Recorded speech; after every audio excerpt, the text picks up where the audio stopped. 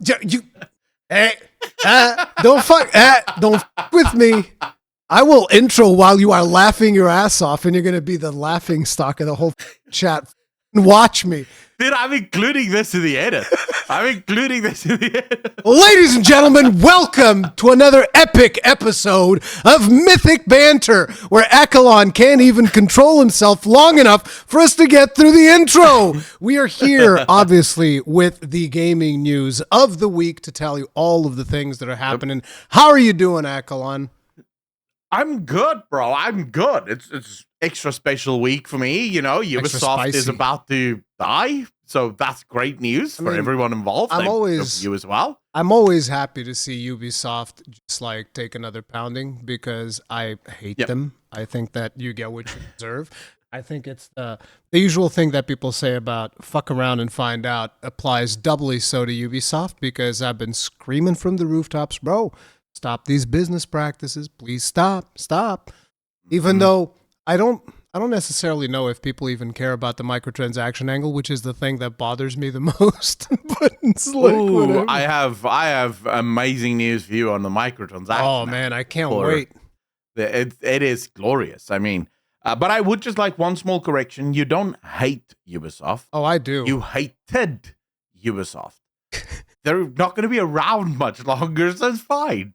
You know, it's fine. You'll be able to tell your grandkids there was once this really evil company, and they died. They're going to be a subsidiary of Tencent. That'll be great. Yeah. Tencent's going to close that shit down so fast. They're just going to take the IPs and run with it. That's literally what's going to happen here. Oh, my God. But anyways, we have a lot of topics for today.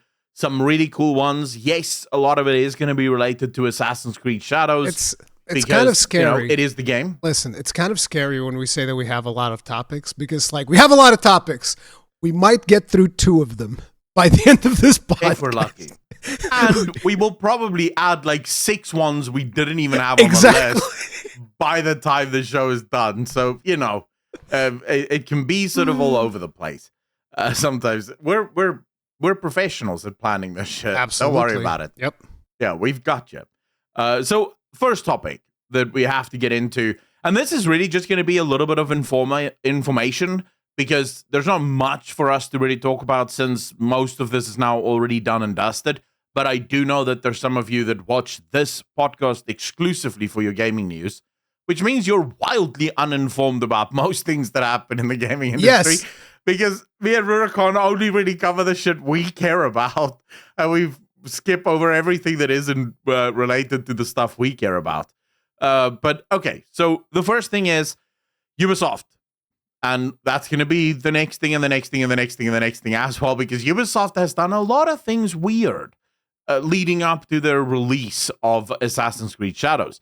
The first happens when we find out that Ubisoft have entire content monitoring teams set up with one goal and one goal only: to watch YouTube comment sections, Reddit threads, Reddit posts, Reddit subreddits, X, basically wherever people can post. There are teams set up to monitor these posts. And not just that, there are lawyers standing by.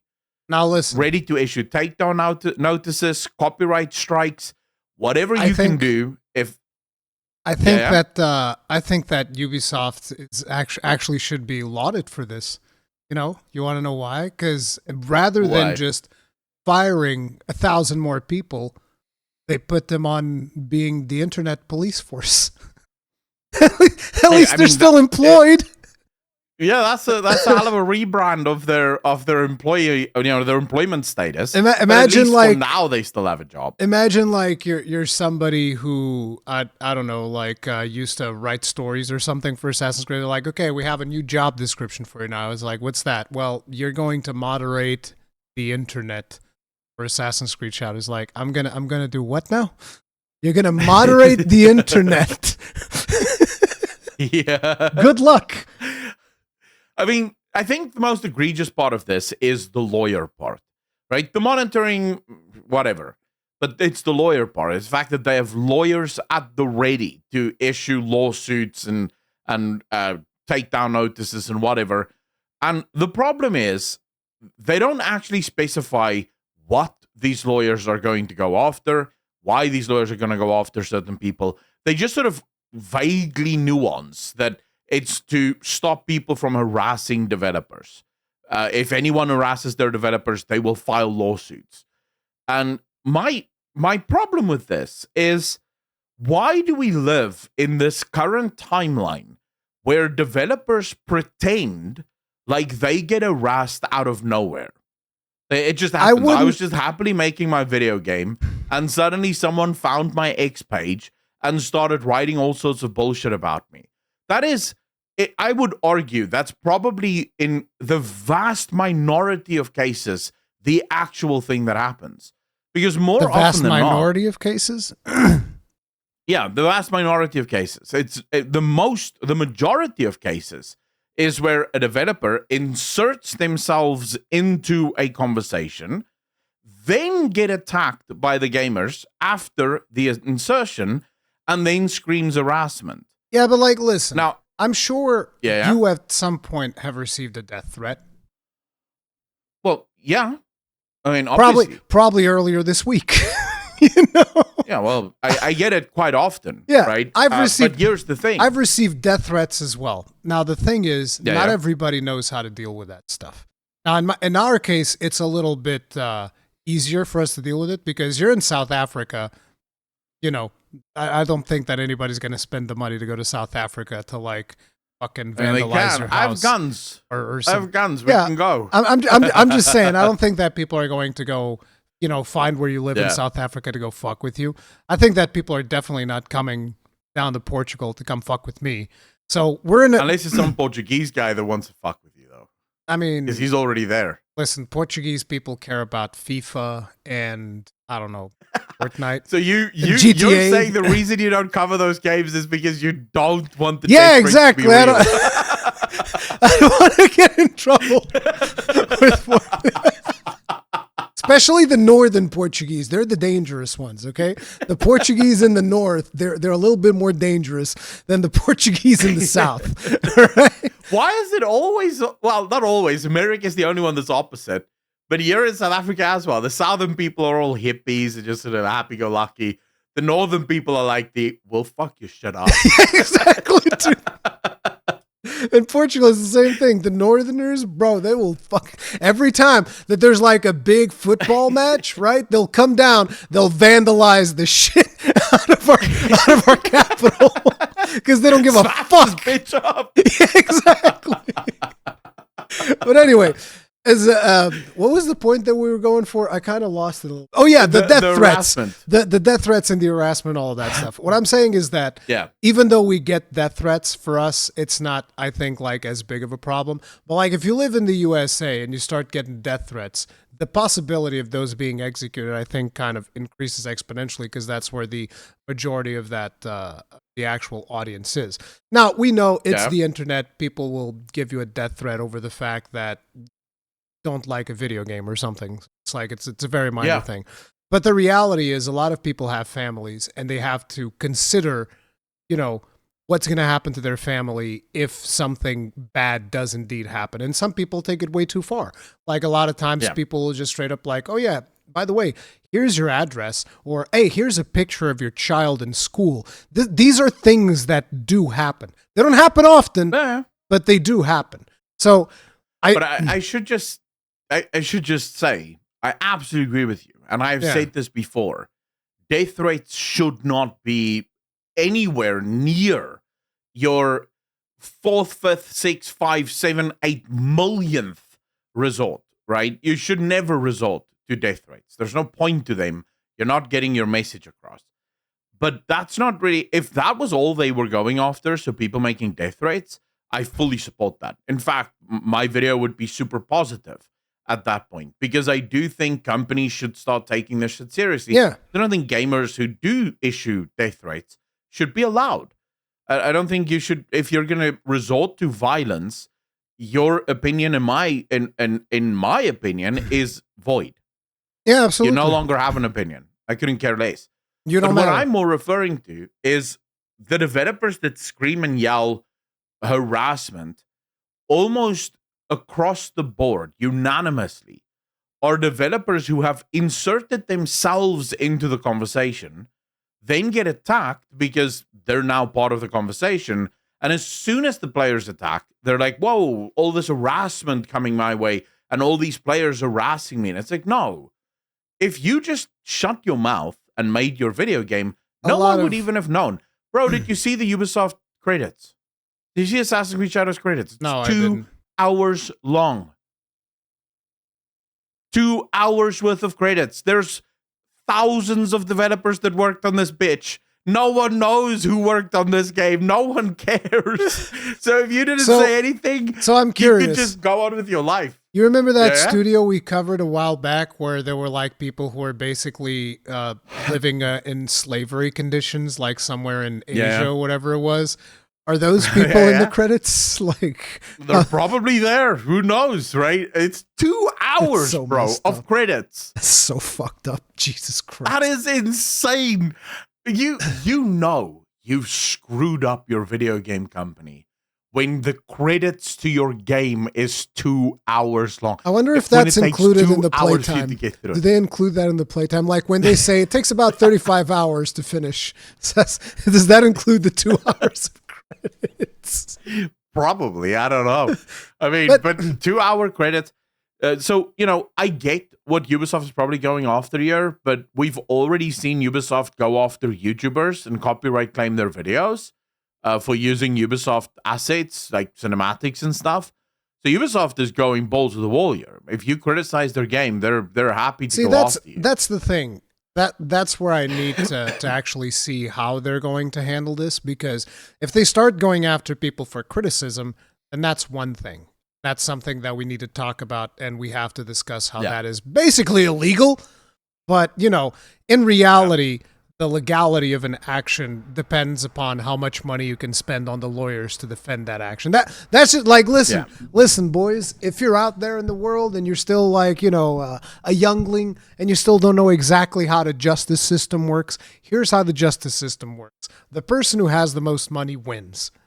Okay. True. And this scales upward. So the more money you have, the more you win, regardless of what you do, by the way. Yeah, regardless of what you're always right when you're rich. Exactly. So it's like you can get away with so many nasty shit if you just have enough money to throw around. That's how the justice system works.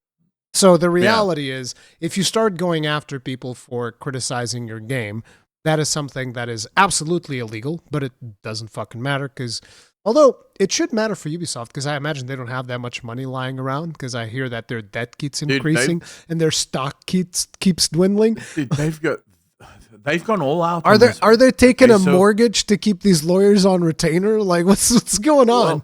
I'm sure they are. But here's the interesting thing. Ubisoft's playing a very interesting game. So Ubisoft tweets out yesterday, about 15 hours at the time of filming ago. They tweet out, we have just crossed, now listen to the wording again, because guys, wording is important. We've just crossed 1 million players, not buyers, not 1 million copies sold. Go back and look at every single game company that sells well. They will always tell you how many copies sold, because that's the number people care about.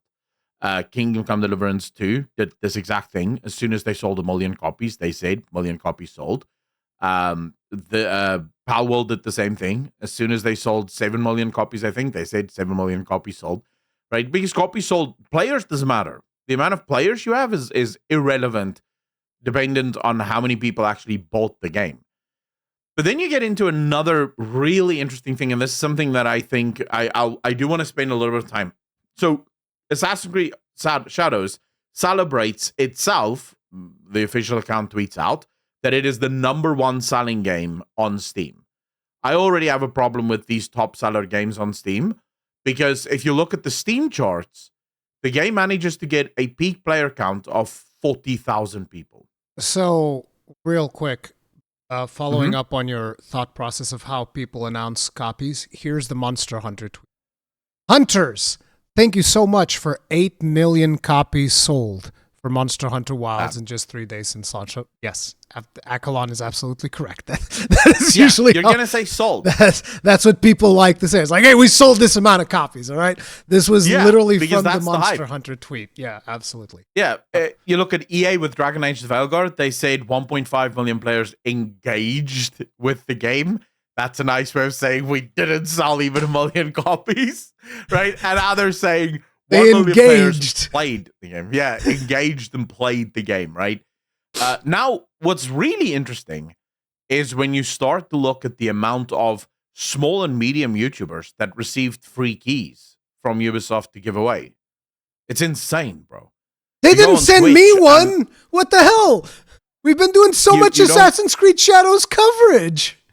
Yeah, but the problem is you cover games that have good combat, and they don't want you to cover their game that doesn't have good combat. We'll get into the review in a second, right? So fundamentally, all of these free keys, Domino's has free keys. They've sent out keys with motherboards. I have viewers of mine that say they got a free key with their motherboard. Some people have gotten free keys with their graphics cards. So clearly, there's probably more than 1 million free keys out in the wilds somewhere. So this number of the million players is completely bogus.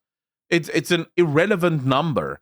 It doesn't mean anything. And then specifically when you look at the number of players on Steam that actually played the game, it's 40,000. No. Not even. It barely broke 40,000 concurrents. You're talking about concurrents, not players that played. Yeah. Okay, so there's... No, you're right. The nuance is important, right? There's probably like 300,000 or something like that, I would imagine. Because usually, I do like concurrence is about 10%, maybe a bit. Yeah, concurrence, depending on where you are, right? For Twitch, concurrence will sometimes be a little different, but usually about 10% is where you're looking for at concurrence. But still, I think that 37, you're saying that there's 37 peak? No, where's the peak in this? Peak was like 41 or 42 maybe? 40 something.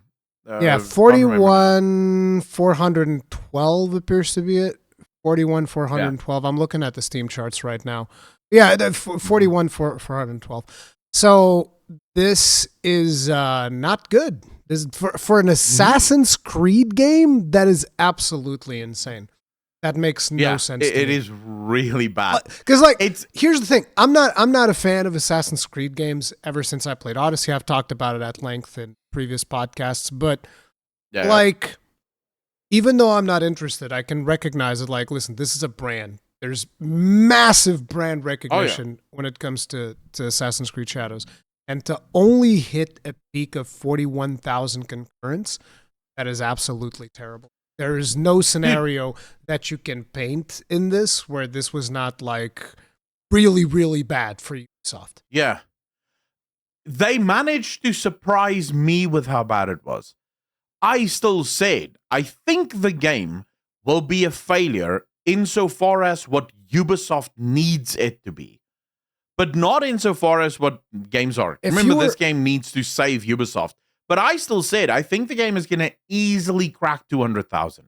Yeah, it's Assassin's Creed. Like, holy shit. If you were to ask me, make a bet. Let's make a bet and let's figure out. I'd be like, all right, I'm gonna go like 250 to 500,000 concurrents within the first weekend or something like that.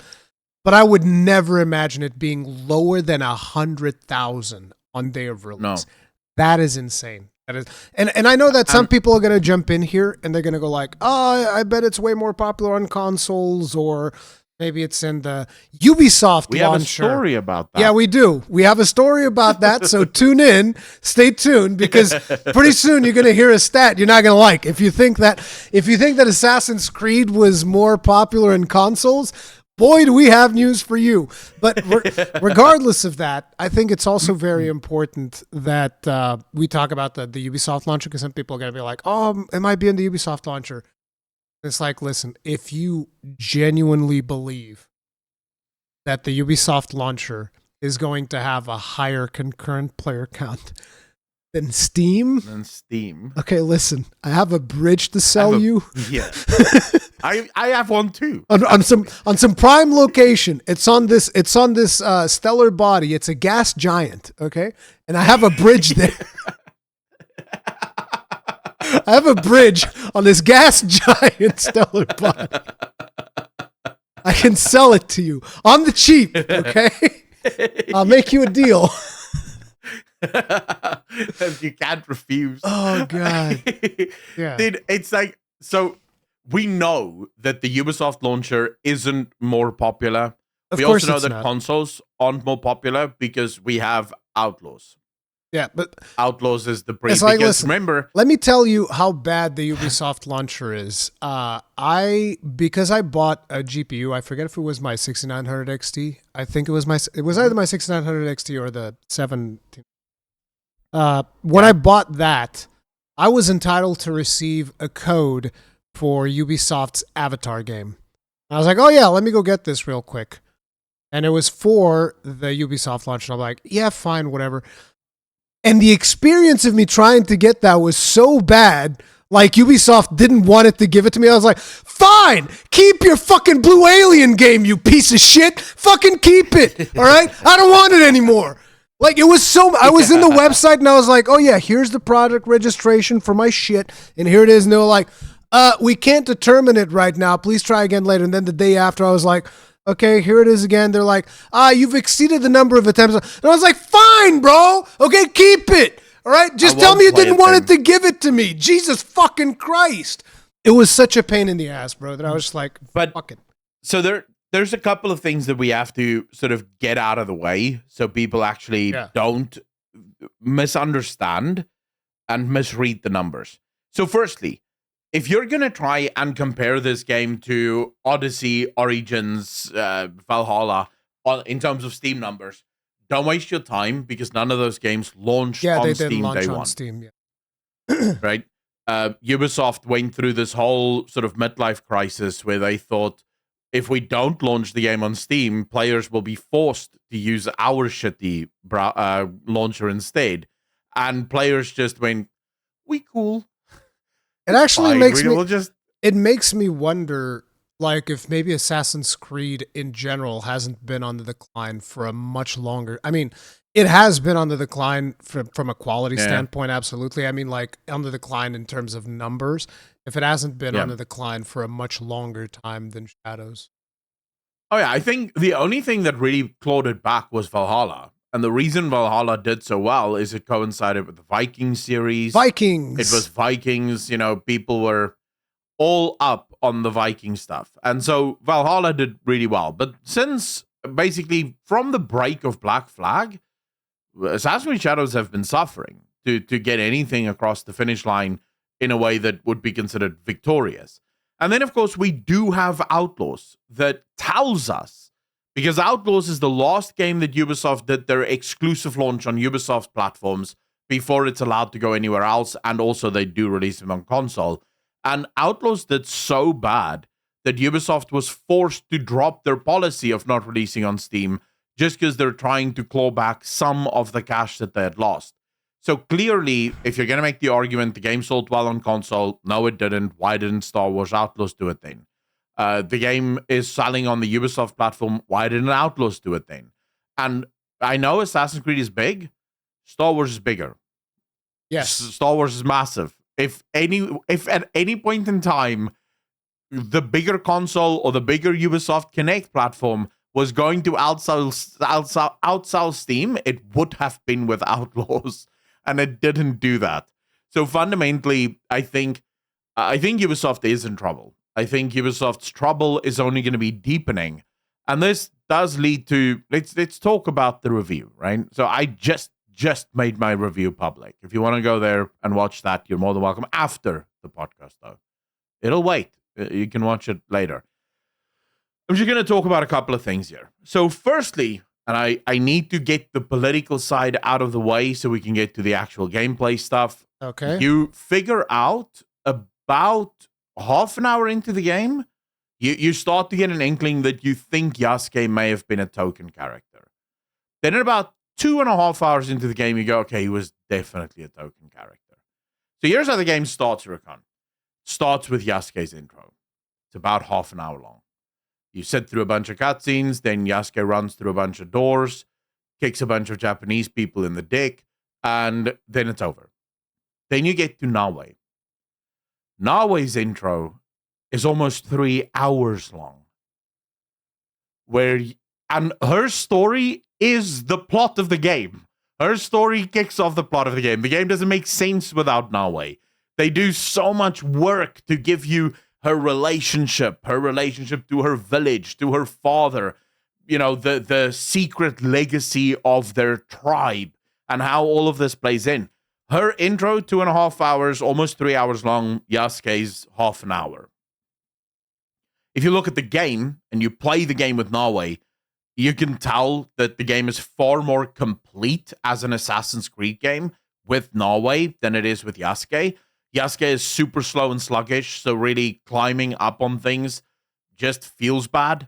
It just really feels horrible. Whereas Nawe is nimble, moves around amazingly well, and I hate to say this, but when you play the game, the most fun part of the combat is the stealth. Because the stealth requires planning. For everything else, and Rurikon, you'll appreciate this. You know how Elden Ring is really like the height of what combat in video games should be? Like that's sort of the gold standard. If you can at least hit Elden Ring levels, you've got good combat. Like, listen, I'm very biased. I like Monster Hunter combat more than Elden Ring. I love Elden Ring combat. Don't get me wrong, absolutely love it. Gold standard, sure, but like Monster Hunter is just on another.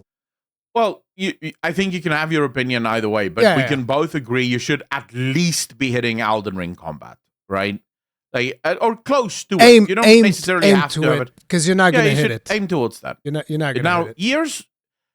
Here's Ubisoft's argument to good combat. So the enemies have 3 types of attacks.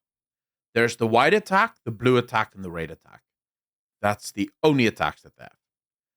The white attack is a parry attack. If you parry it, you do big damage against them with your counter strike, and you basically have to wait for these moments so that you can kill them easy enough. There are sort of guard breakers in the game, but they're largely useless. You can just wait for them to do a white attack, parry at the right time, and then kill them. Then you have the blue attack. The blue attack is also a parry attack, but this one is a chain parry. So you have to parry 3 times, and then you get the big damage. And then you have the red attack. You can't parry the red attack. This is the dodge attack. You have to dodge this attack, then you get the big damage. Are there normal attacks, or is it always No. All attacks are white, blue, or red. All of them. Most of the enemies they were trying to appeal to the United States of America. We have the red, the white, blue. The red, and the blue. Yeah. But those are the only attacks you have in the game. And it gets super boring because it's so telegraphed.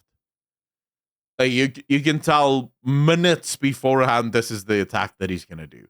Then you have some enemies that have just white attacks. Most enemies just have white attacks. Some enemies will have white attacks interlaced with a blue attack here or there. And then you have these enemies that just have red attacks. And when you get to the bosses, they might have all 3. But again, it's like super easy to cheese. You don't even have to waste any time. Just look for the color and click a button. And you're good, right? So you don't even have to aim the direction that you want to dodge in. You just hit Alt.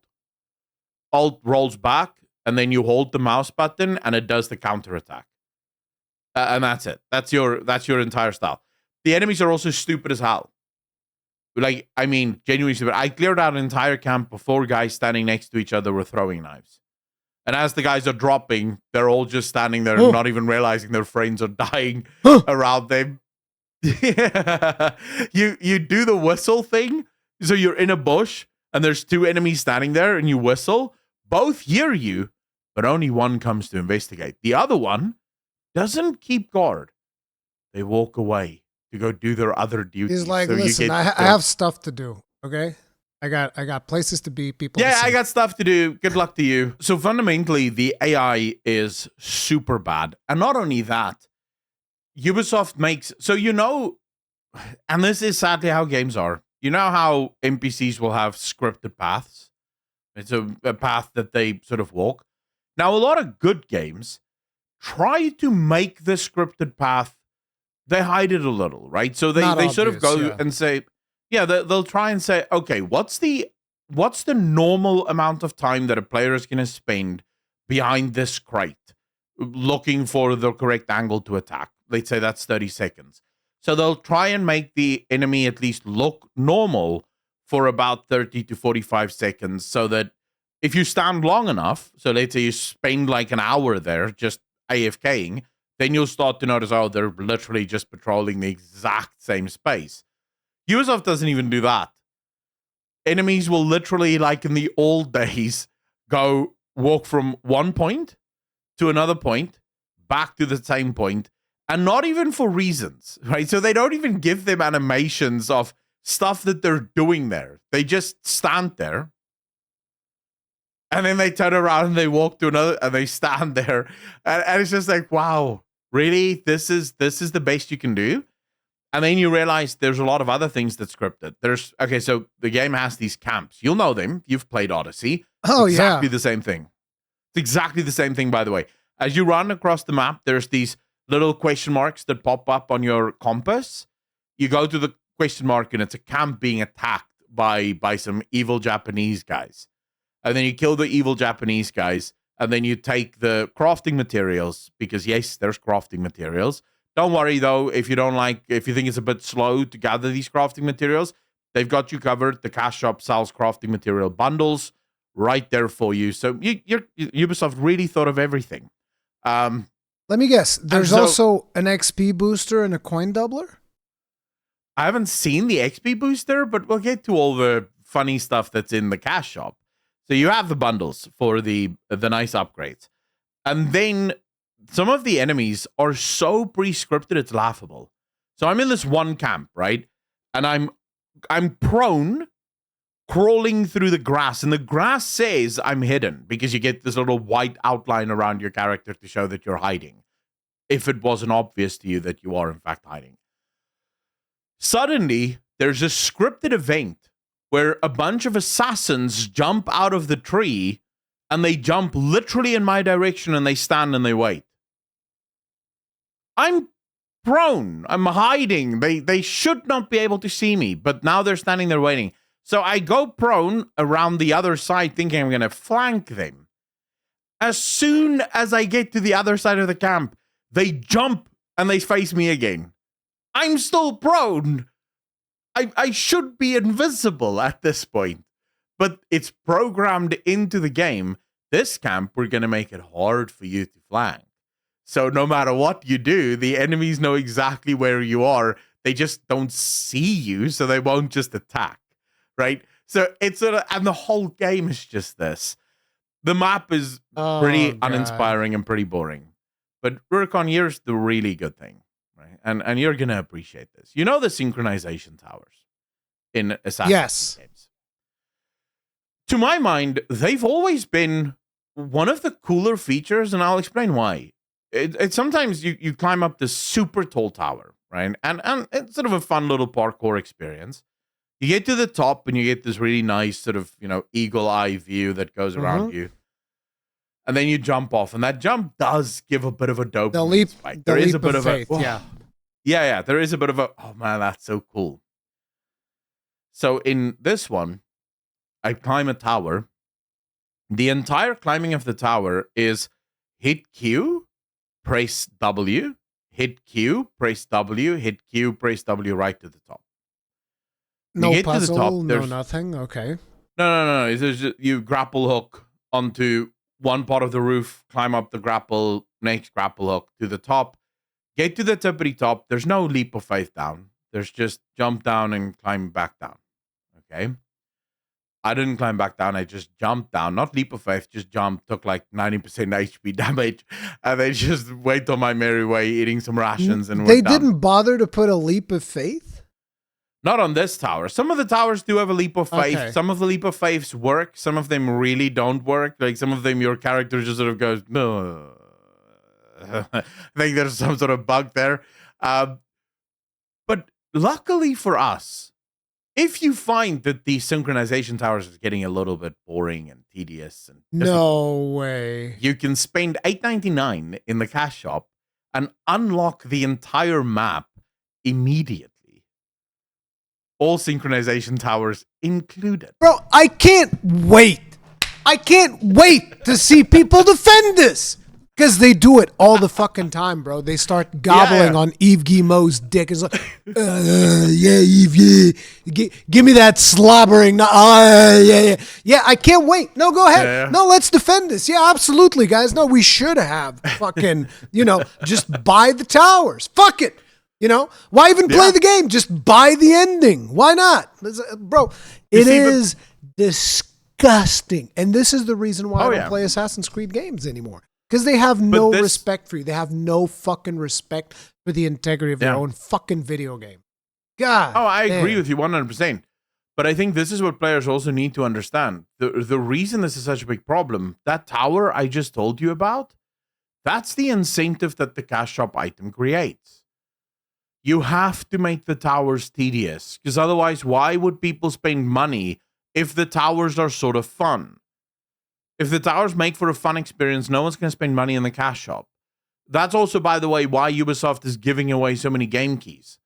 Because they don't really mind if people don't spend $70 buying the game, as long as they can get them into the game so they can start pushing the cash shop.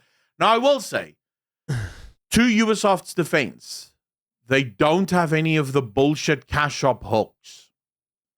So unless you go look for the cash shop, you won't find that there is a cash shop. It doesn't actually go, oh, look at you. You just unlocked a bit of currency. At least not to where I was in the game. It hasn't yet given you a bit of currency so you can almost buy something, but not yet quite. And so then we have to listen to the monetization director guy going like, oh, why are people cheering for the downfall of Ubisoft? Because of you. It's you. You're the one. You're the reason why. You're the one who's doing 100%. All this bullshit. Fuck that guy, bro. God damn. Disgusting. And if you feel like the game is still a little bit challenging for you, you feel like you need still more power, they've got you covered there as well. You can buy entire weapon sets and armor sets, and some of the blades in the cash shop literally have actives that one-shot things. So once you have that weapon, you are effectively a kill the command. Character. You can buy a kill command. Yeah, effectively, right? So the cash shop can play the game for you if that's what you choose. There's cosmetics in there as well, because Ubisoft obviously have a housing system in the game, hideouts they call them, and you can buy cosmetic packs to make your hideout not look like ass, effectively, if that is something that you choose. Fundamentally, the biggest issue I have with the game is actually not even that. My biggest issue with the game comes in the form of the story, and specifically how the story is told. So you play with Nawe, and her father, from minute one, they make it so clear that he's gonna die. This isn't even a spoiler, boys. I genuinely, the first time you see Nawe and her father, you go, yep, that bitch is dying, right? I remember, they make it so obvious. I remember one of the first trailers that I saw was so weird, because you see the father with Nawe, and they're having like a conversation or something, and then something happens in the village. Nawe looks at dear old dad, and dad just says, yeah, go.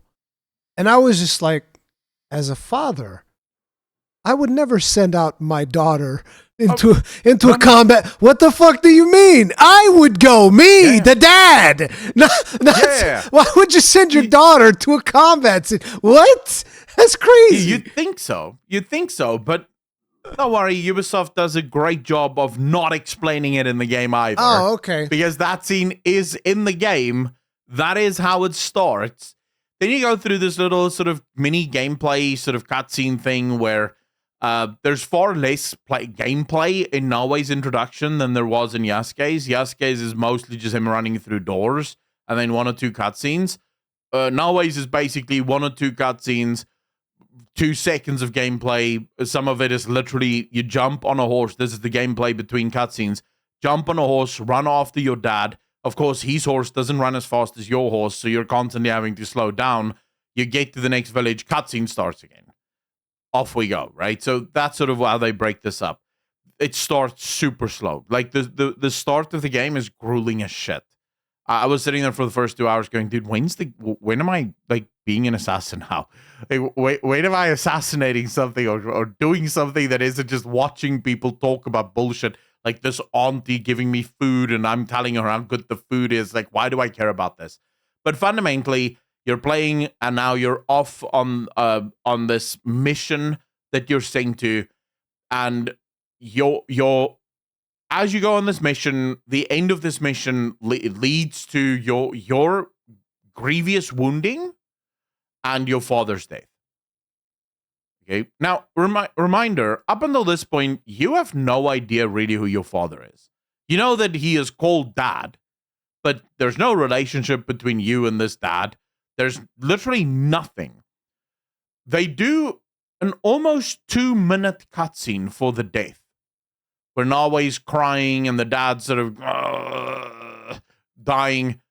And you can tell Ubisoft is trying to, their thinking is, if we just make it go on long enough, players will really start crying about this. Whereas I'm sitting there going, I don't know who this dude is. Like, I couldn't give 2 shits about this guy. You've done nothing to make me care about this character in any way, shape, or form, but he's dying over here and his daughter's crying. I also don't know her, by the way. I just met her. So I don't know anything about these characters. Guess what happens right after that? You wake up in a monastery and you can't walk. And then you walk 5 meters and then you collapse and then you have a flashback. And now they build the relationship between you and your father. Now they show you all of the things that would have been required for you to care about the death of your father. Now you see the relationship between you and your dad. That's a bold decision. Very bold, because the problem is at the point where they're now trying to build the relationship between you and your dad, you as the player already know that your dad is dead. This is just a flashback because it happens to say it. You go into a loading screen, it says 2 years earlier. So you know that this isn't some bad dream that your father died. Your father is dead. You're just seeing history.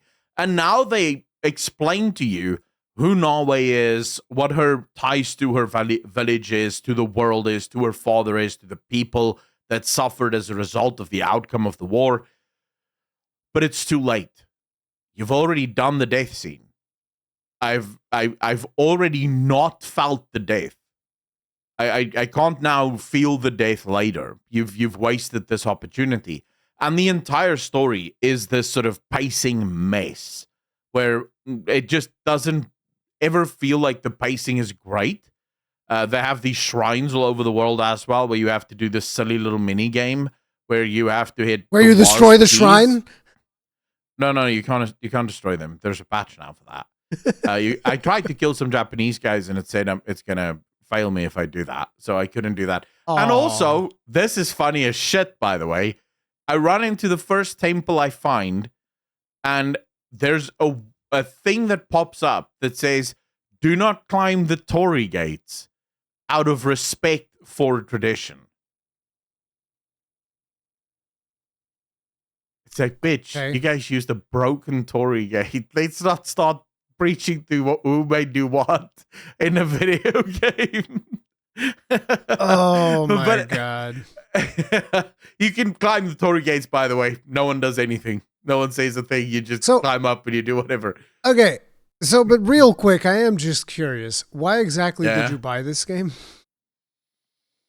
So I have the same reason why you bought Dragon Age the Veilguard. I didn't buy Dragon Age the Veilguard. Well, no, but the same reason you played it. And I didn't buy the game. I did the whole $20. You gave them Ubisoft Plus. I would never in my entire life spend full price. Like, what are you talking about? I'm not crazy like that. No, they made a good. I think it's $14.99 out of me. Because it's probably cheaper in South Africa, I would imagine. Yeah, I'm not even sure how much it was. It wasn't that much. And as I got onto it, I realized into my Ubisoft account that's super old, but I haven't used it in such a long time. I realized, shit, I have AC2, AC3, and Black Flag on this account. I can just use this one to play AC1 with the subscription and just finish all of the AC games again. So it's not completely wasted. It's a good deal actually for me because I'm not going to play Shadows again. Well, looks at that. I've already played Imagine that. Yeah, so I did work out in the end. Fundamentally, the game is flawed at every turn, and the best I can say about the game is it's a game. That's it. So, it's a game. I'm going to bring up another content creator who is usually a fairly nice guy with most games. I feel like gives everything a fair shake. Cool Carnage, you guys might know him. Oh yeah. Here's what he had to say about Assassin's Creed Shadows. This post was posted one day before we are recording this, and he basically just said, "All done with Assassin's Creed Shadows." So I'm assuming he probably had an early copy or something. He played the whole game. Nice. And he says, it's fine. It's more Assassin's Creed. But to be honest, I found the story and delivery, especially the animations, incredibly lacking. Which, by the way, I would just like to point out, animations is something that I've been complaining about with Assassin's Creed games since Odyssey. Because Odyssey, animations were just complete dog shit. But, And then he says, the world is gorgeous, though, and the combat, although standard Assassin's Creed simplicity, felt just fine. Cool base building mechanics, though. And then he goes on to further say, also, the older I get, the less I want to support companies that put cash shops where you can just buy the in-game resources in the game. There is absolutely no way the gameplay isn't affected by these decisions, as we've been discussing throughout this podcast as well. And then he further says, eventually I'm just going to start skipping those games. Now somebody, a dude called Focus says, done already? And Go Carnage just says, oh, I didn't finish it. I'm just done with it. It's not doing enough new things or has interesting enough gameplay, character, story to keep me interested, which is not surprising. Yeah. It's not, it's just, Go Carnage played it for a little bit. Is like, yeah, I guess it's Assassin's Creed. He basically did the same thing you did. You played it for a little bit. Yeah. He's like, yeah, it's Assassin's Creed. It's exactly what it says on the tin, and that's it. Like, I had people come after me saying you haven't played enough because I did about 4.5 hours. And my response to that is, tell me how many hours would be enough. And if the decision is 10 or 12 or 13 hours, I expect the game company to give me those hours for free. So if it takes 12 hours to figure out whether or not a game is fun, give me the first 12 hours for free. I don't want to pay for those because if after 4.5 hours, you have me legitimately, me and my entire chat sitting there going, dude, why are we doing this? None of us are having fun here. We had our fun clowning on the game for the first 2 hours. Now we're just sort of sitting here slogging through what is arguably a bunch of bullshit. Why am I here? I paid money for this. I expect to get value out of that money. If I'm not getting that value after the first... And guys, it's not, I think, unreasonable to ask. Even all games make you start off weaker than what you will be in the late game. But most games manage to still make it interesting so that you want to get to the late game. What do I do with the game where the game is so uninteresting that I couldn't give two shits how strong I'm going to be in the late game? I don't want to be in the game. I have no interest in this game at all. Do I then just go, well, actually, I don't have enough information to go on to make a review, but I do have enough information to go on to make a review. I didn't like the game. Here's the thing. I don't think, and I'm very specific with how I do stuff when it comes to reviews. I think that if you don't finish the game, I don't think you call it a review. It's an opinion piece. Like, here's my thoughts on this. It's semantics. I know. Yeah, but to me, the word review implies like, no, you've played enough of this game where you formed a very in-depth opinion of it. Whereas if you just want to say, I think it's perfectly fine to play the game for 30 minutes and be like, here's what I think about it. I think that's fine. But and again, this is a me thing because I think that for different people, the words reviews and blah blah blah mean different things. But the way that I do it is like, if I put review in the title of a video, that means I play the whole thing. Probably played the whole thing, did end game, did a bunch of extra shit to just go through it. And if I haven't done that, then I'll call it like first impressions or review in progress or whatever the hell else. But if you just type in the word review and this is a review, to me it's like bare minimum credits. Bare minimum. That's for me, the reason I have a different approach here is all review means is I'm about to review my playtime in a game, right? I'm literally going to give you my review of what I think of this game. Where I would have a problem is if I, for example, didn't finish the game, but I pretend like I did. So in my video, I don't mention that I only played X amount of hours of the game, whereas I always do. I'm always very honest about the fact that I only played X amount of this game. Like if I finish the game, I will tell people. Sometimes I do reviews on games where I haven't finished the game yet, but I've played, say, 15 or 20 hours of the game. And then I'll say, I haven't finished the game yet, but it's fun enough that I will finish it. Right? So this is my review. I've seen what I needed to see in the game. And specifically for this one, and I guess this is also where you and I sort of differ. I include the combat and the world building and stuff like that. I include that. But for me, what's far more important is the story. Yeah, I know. If stories start off bad, they don't get better. The writers are the writers. If the writers fail in the first 4 hours to tell a compelling story, they're not going to spend the next 30 hours telling a better story.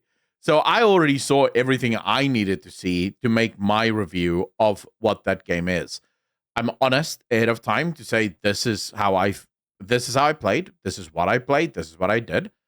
And if someone then goes, well, I disregard that because he didn't play enough hours, no problem. I'm not an official review channel.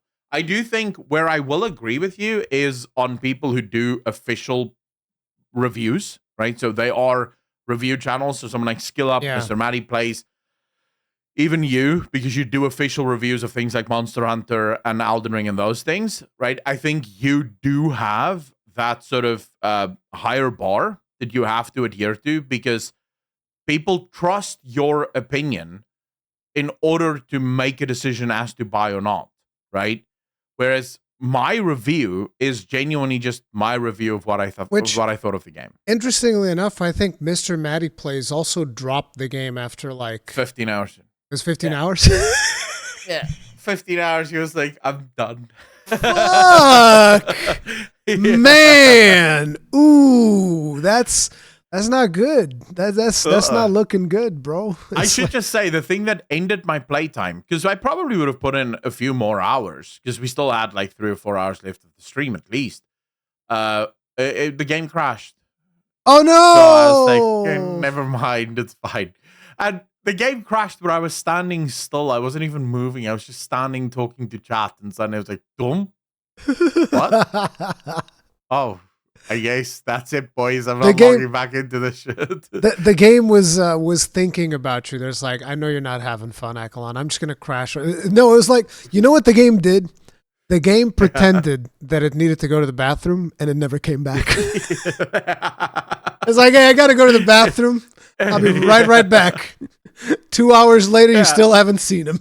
It's like, hey, where'd Assassin's Creed Shadow go? He left. He went to the bathroom. When? Last week. Yeah. Ultimately, I think if you do play this game, I will say this. If you enjoyed Odyssey, if you enjoyed Valhalla, you'll probably enjoy this. Oh, yeah. It's because slop, it's the same just like those other two games. It's just big slop. You get the same Ubisoft slop. Yeah. If you wanted good Ubisoft, so 1, 2, 3 Black Flag, that stuff, this isn't for you. This is not that game. It doesn't nail it in nearly the same way. There's so many invisible walls, at least in the first bit, like just angles that you may want to go by that you can't go in because there's walls there, animus walls as they call them. Fundamentally, I just did not have fun playing this game at all. But not just that I not have fun playing this game. The Japanese are having a very bad time because of Ubisoft. I think Ubisoft is going to have a bad time because of the Japanese. I think it's more like that. But, yeah. Guys, so Ubisoft has been the topic of conversation in the Japanese parliament. Think about that. The Prime Minister of Japan condemned Assassin's Creed Shadows, saying it is unacceptable the way they disrespect our culture. Because Ubisoft decided early on to allow for people to be able to kill Japanese people and destroy shrines. And more importantly, and I didn't know this was a thing, but there are some shrines in Japan where you're physically not allowed to use the name of the shrine unless you have permission. You have to ask for permission. The shrines are considered sacred. So you can't use their likeness or their name in the games unless you have that permission. Ubisoft used those shrines without any permission from anyone. Just put them in the game, put their names in the game, and ran with it. Seems reasonable. And, Ubisoft just didn't care. And the Japanese are quite upset about this. I mean, to the point where this was a national conversation for the politicians in Japan. Now, personally, I don't necessarily. I think a lot of people are making a much bigger deal out of this. I think we need to have a conversation about religious sites in video games.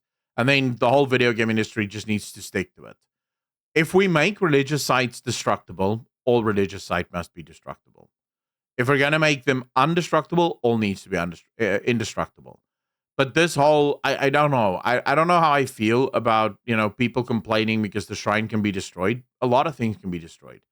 Are we against the destruction of places just because they happen to resemble real life places? I don't know what the answer is to that, because I'm a Christian, right? And from my perspective, there's certain things where you would be crossing the line. So if, for example, you had a destructible church, but then in the church they have literal, crosses and symbols of Jesus, and you can destroy those, I would say, ooh, that's a bit on the nose. But if it's just a church, right, and it may look like a church and you can destroy it, it's in a game. It's not real, all right? So I would not be offended by that at all.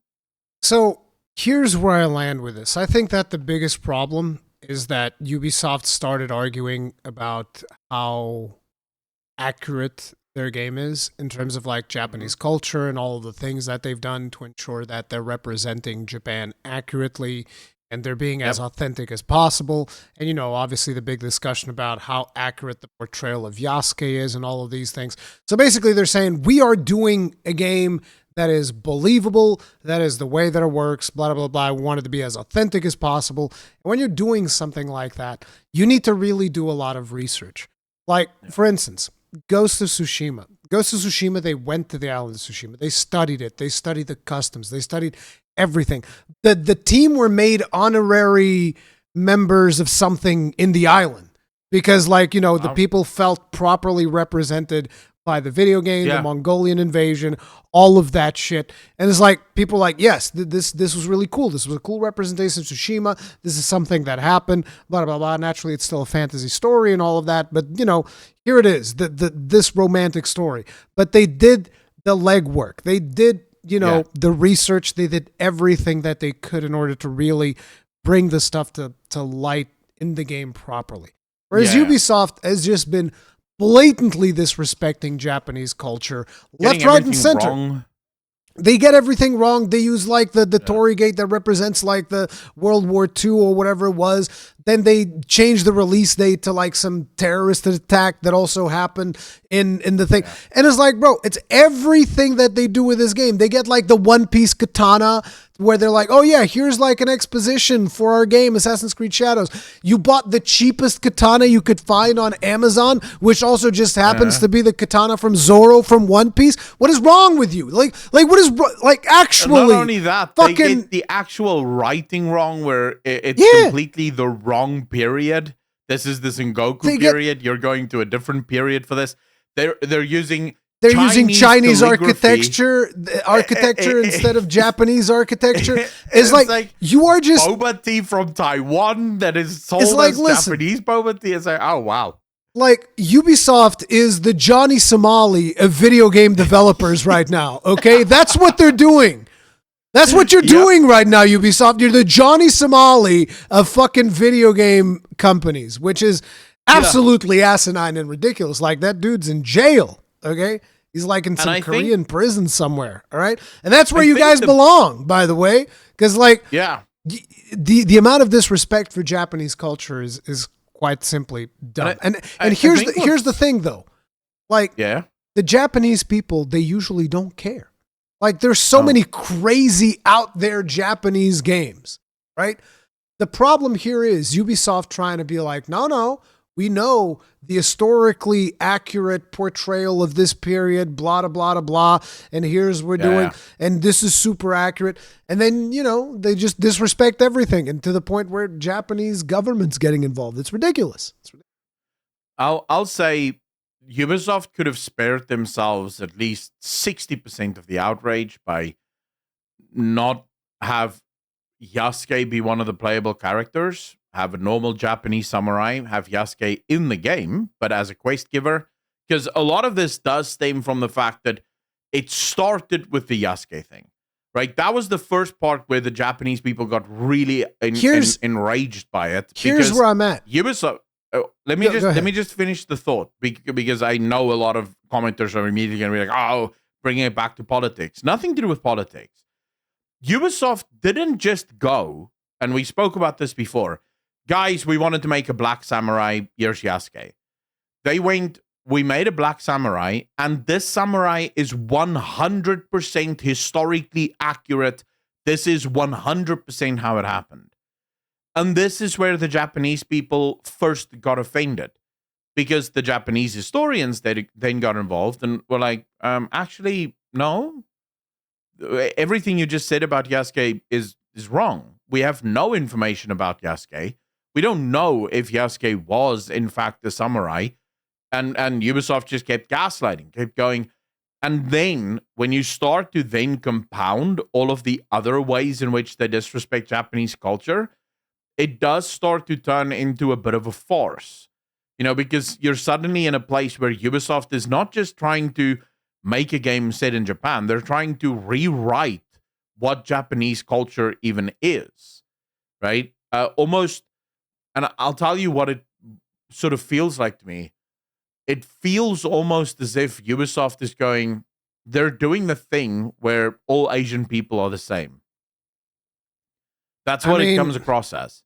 Borrowing from China, borrowing from Taiwan, borrowing from South Korea, it comes to their portrayal of the world, yes, absolutely. But again, to me, the whole Yasuke thing, it was like, listen, people start complaining about Yasuke, Ubisoft could have just gone like, yeah, it's a fictional setting. How easy would that have been? Like, just how easy would that have been to just say like, yeah, it's fiction? How is this like literally save yourselves all of this fucking drama, all of this fucking problem? Just go like, yeah, it's fiction. Because nobody cares. Nobody actually cares. The problem is when you start saying, like, absolutely, it happened like this. We know it for a fact. Just like we know for a fact that you got like cherry blossoms and rice and all the, like, we know everything. And watermelons about 200 years before watermelons. You clearly don't. And you clearly don't respect it, which is fine, by the way. You don't have to. You don't have to know. You can make it and just say, it's fictional. It's fiction. It's fucking fiction. Boom. End of. The problem is that they started going on this tirade about how accurate everything was and how they know everything about Japan and how they've been doing the research and they know all of this stuff. When in reality, they don't know anything. They don't know anything about Japan at all, and it clearly shows. And, you know, it gets to a point where the Japanese government feels the need to get involved simply because it's like, hey, they're saying they're accurately portraying all of these things, but they're not. Yeah. And now on top of it, people can go ahead and vandalize all of these shrines in the video game. This could be a problem in real life because people can start trying to want to do this here. But there's also an influence of streamer culture there as well, because you have this streamer tourism that happens in Japan where people just go to Japan, and because everybody is so incredible, or maybe was, I don't know if they still are at this point, because I certainly wouldn't be, but everybody in Japan is traditionally like super welcoming, super polite, super like, trying to be, yeah, sure, come to our country, let come watch and just be respectful. But people go there, start throwing fucking Pokeballs at people like they're capturing Pokemon in real life. And people go there and just become obnoxious fucking assholes. Like, I'm scared of going to Japan now. I go in there, they're like, look at this fucking gaijin coming in here. Fucking, what you going to do? You're a YouTuber? Oh, shit. What the fuck? It's like that. This is what's happening because of all this bullshit streamer culture that they think it's cool to go to Japan and fuck around. Like, stop. Yeah. So, No, I fully agree with you, but this is exactly it, right? They double down on everything, especially on the Yasuke thing. And like I said at the beginning of this discussion, for half an hour of intro, which is just like, dude, what are we doing? Like, why did you even decide to do it this way? This is so stupid. But anyways, something that's very related to this topic, and I think that's why this tweet was made. Although me and Rurikon are both a little confused as to the nature of the tweet. But I'll read it for you guys, and then you can sort of also make up your own minds as to what it is. Swen Vincke. The GOAT! From Larian Studios. The Giga Chad. The absolute GOAT. Yes. Yeah. He tweeted out, and this was March 18th, so this was 3 days ago. Tweeted out and he said, that time of the year again, when big single-player games are declared dead, use your imagination. They're not. They just have to be good. He goes on to say, wait, dude, no. Listen. You have to just like dwell on that for a little bit. Okay. They just have to be good. But that's Mission Impossible for the AAA. No. But you didn't understand. Swen Vincke just goes up to the AAA industry, like backhands them, like right in the face. It's like, slap, bitch, get good. It's just like, listen, video game.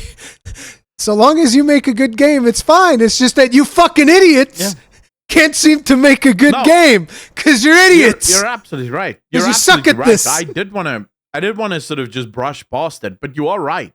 That is probably the biggest. Like, this dude now is the owner of a speech that was brutal. Oh yes, it was delivered so beautifully. But it was brutal. If you listen to the words, a speech, by the way, which conveniently enough, the Game Awards neglected to do a highlight of that speech. There's highlights of almost everything that happened in that show. There were no highlights of Swen Vincke's speech but luckily, it's a mystery how it happened like that. Yeah. Especially when Swen Vincke. Listen, especially when Swen Vincke's speech was given before the announcement of the game of the fucking year. But somehow, no highlights. We missed it. It's like, oh, it was a mistake. But luckily for everyone, I uploaded the speech to my YouTube and you uploaded it to X. Yes. So, we did do the highlight that they like, forgot about. Listen, Jeff, we get it. Your editing team made a mistake. Time. It's a busy thing, Game Awards. We get it. So we got you, bro. We got you. We posted it. It's all over there. Don't worry about it. I'm sure. And I know that Yang also made a video on that, and like a bunch of other commentary channels made videos. So don't worry, Jeff. Mm-hmm. The gaming community's got your back, okay? We have Swen Vincke's speech. We'll pick up the slack. We'll spread it far and wide. We'll never let literally anybody forget about that speech. You don't have to worry. Because that speech was brutal. And this makes him now the owner of 2 brutal retorts to the gaming industry. And that is the ending here. They just have to be good. Basically, what he's saying here is most of the things coming out of the AAA industry is trash. That's why it doesn't sell. It's not a case that the games are dead. It's not that single-player games don't work. It's that if you want Dragon Age the Veilguard to sell, if you want Assassin's Creed Shadows to sell, make good games. It's like that got nothing to do with the fact that they're single player. When the Souls community, they just go like somebody fails at a boss, something else, just get good. It's just like Swen Vincke to install the other game coach like just get good. Yeah. Now I will say So this is where me and Rurikon sort of disagree with each other. I do think this is in relation to Assassin's Creed Shadows. I don't think it's about Assassin's Creed Shadows, but I think the talk, and the reason I say this is this has happened in the gaming industry before. Whenever one of these AAA studios brings out a single player game that doesn't sell well, the next day we start hearing, oh yeah, players don't want single player games. Players but want this one was before release. Games. This one was the 18th of March. It was before the game came out. Yeah, but we do have some information from the inside, and this is from the proper truth sayers in the mainstream. They were worried about the success of this game long before it came out, even.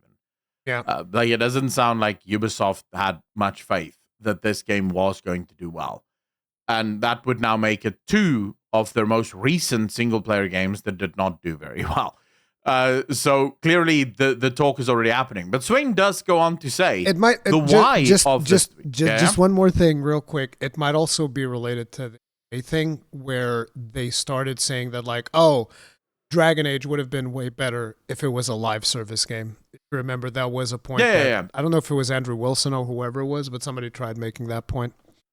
Yeah, I think it might be multiple things, right? So I think it might be the Shadows, it might be a Veilguard, the fact that it might be Outlaws, it might even be Ubisoft's other Blue Boy game, the Avatar one, because all of these are single-player games that miserably failed to reach any sort of market.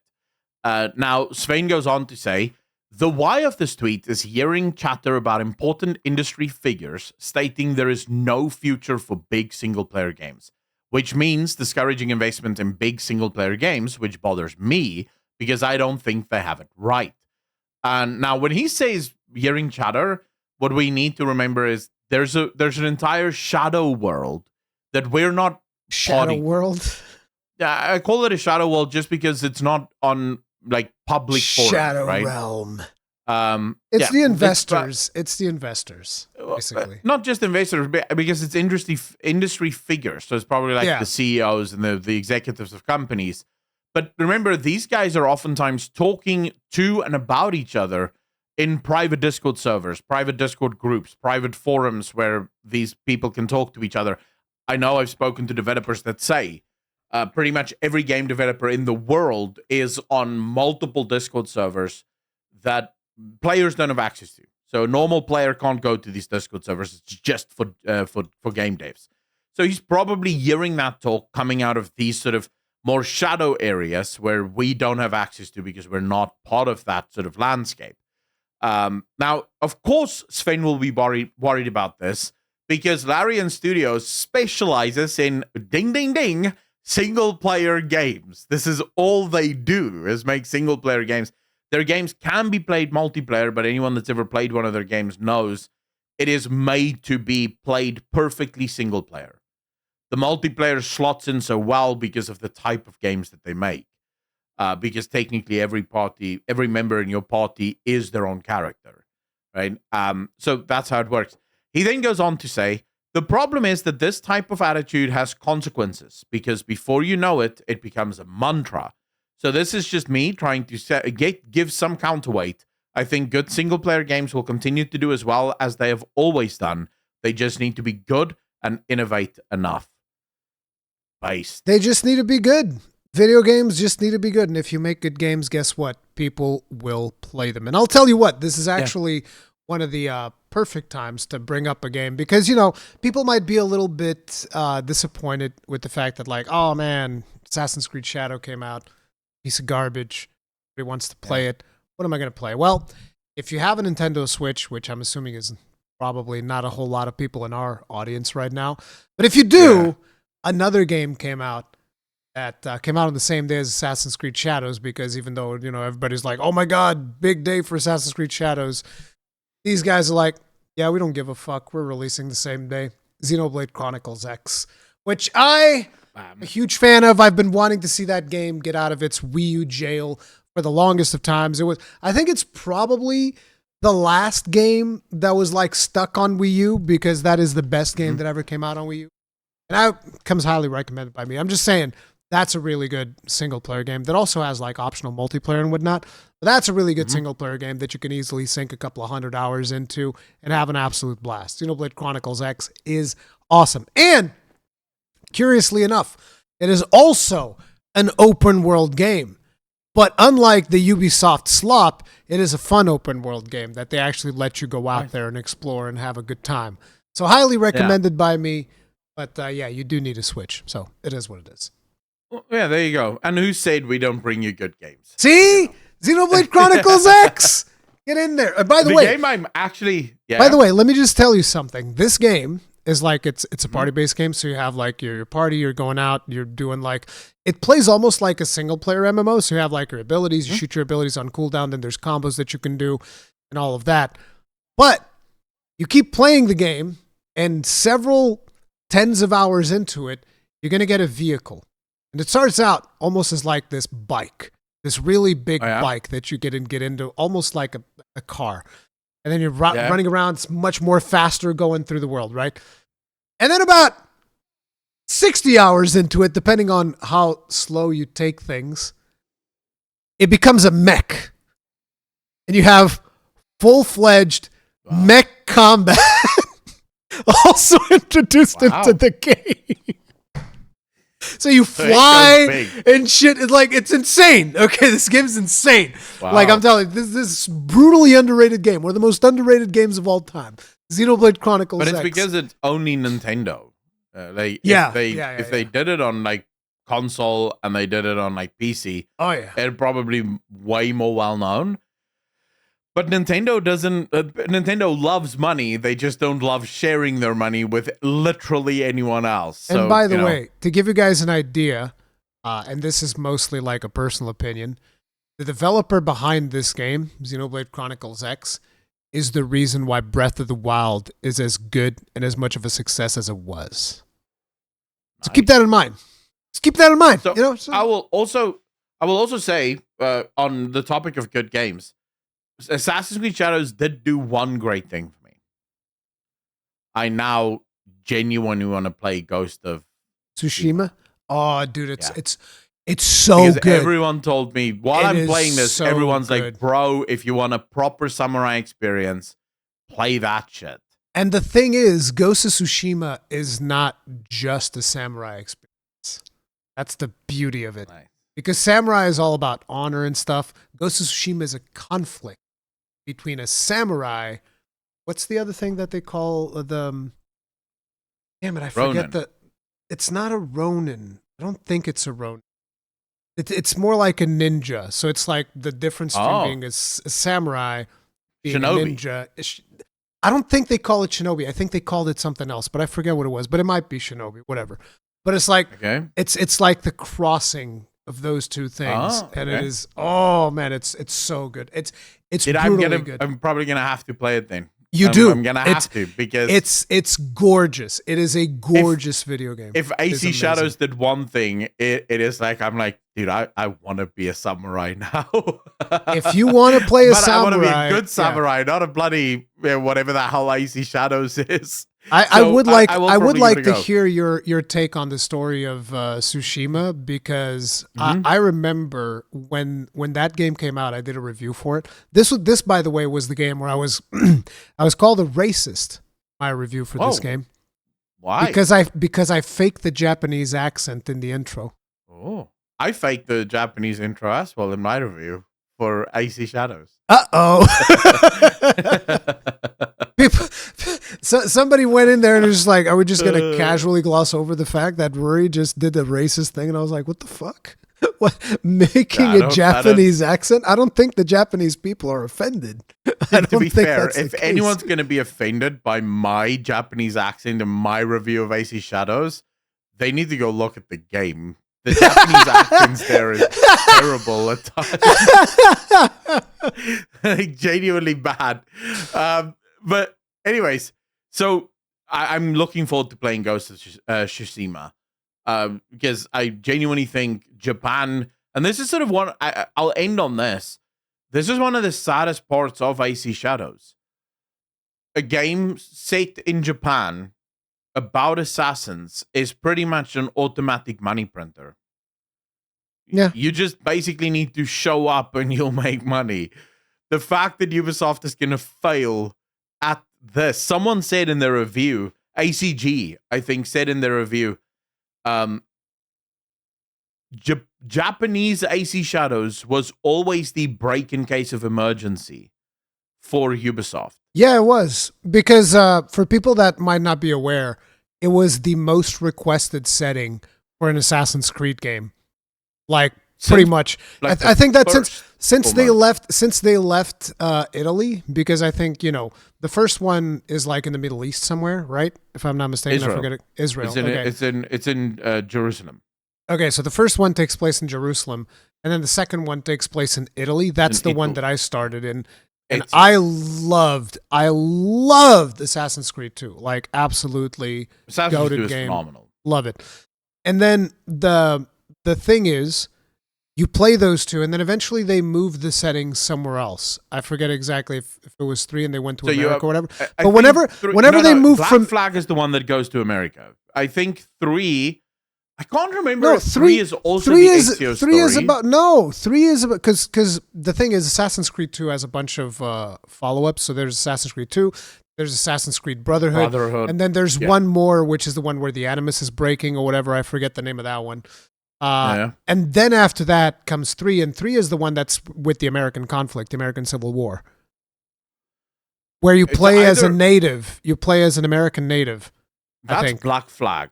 No. No. Black Flag is a pirate one. Yeah, but Black Flag also takes place in America. No, it's in the Caribbean. Isn't Black Flag in the Caribbean? Because it's in ships.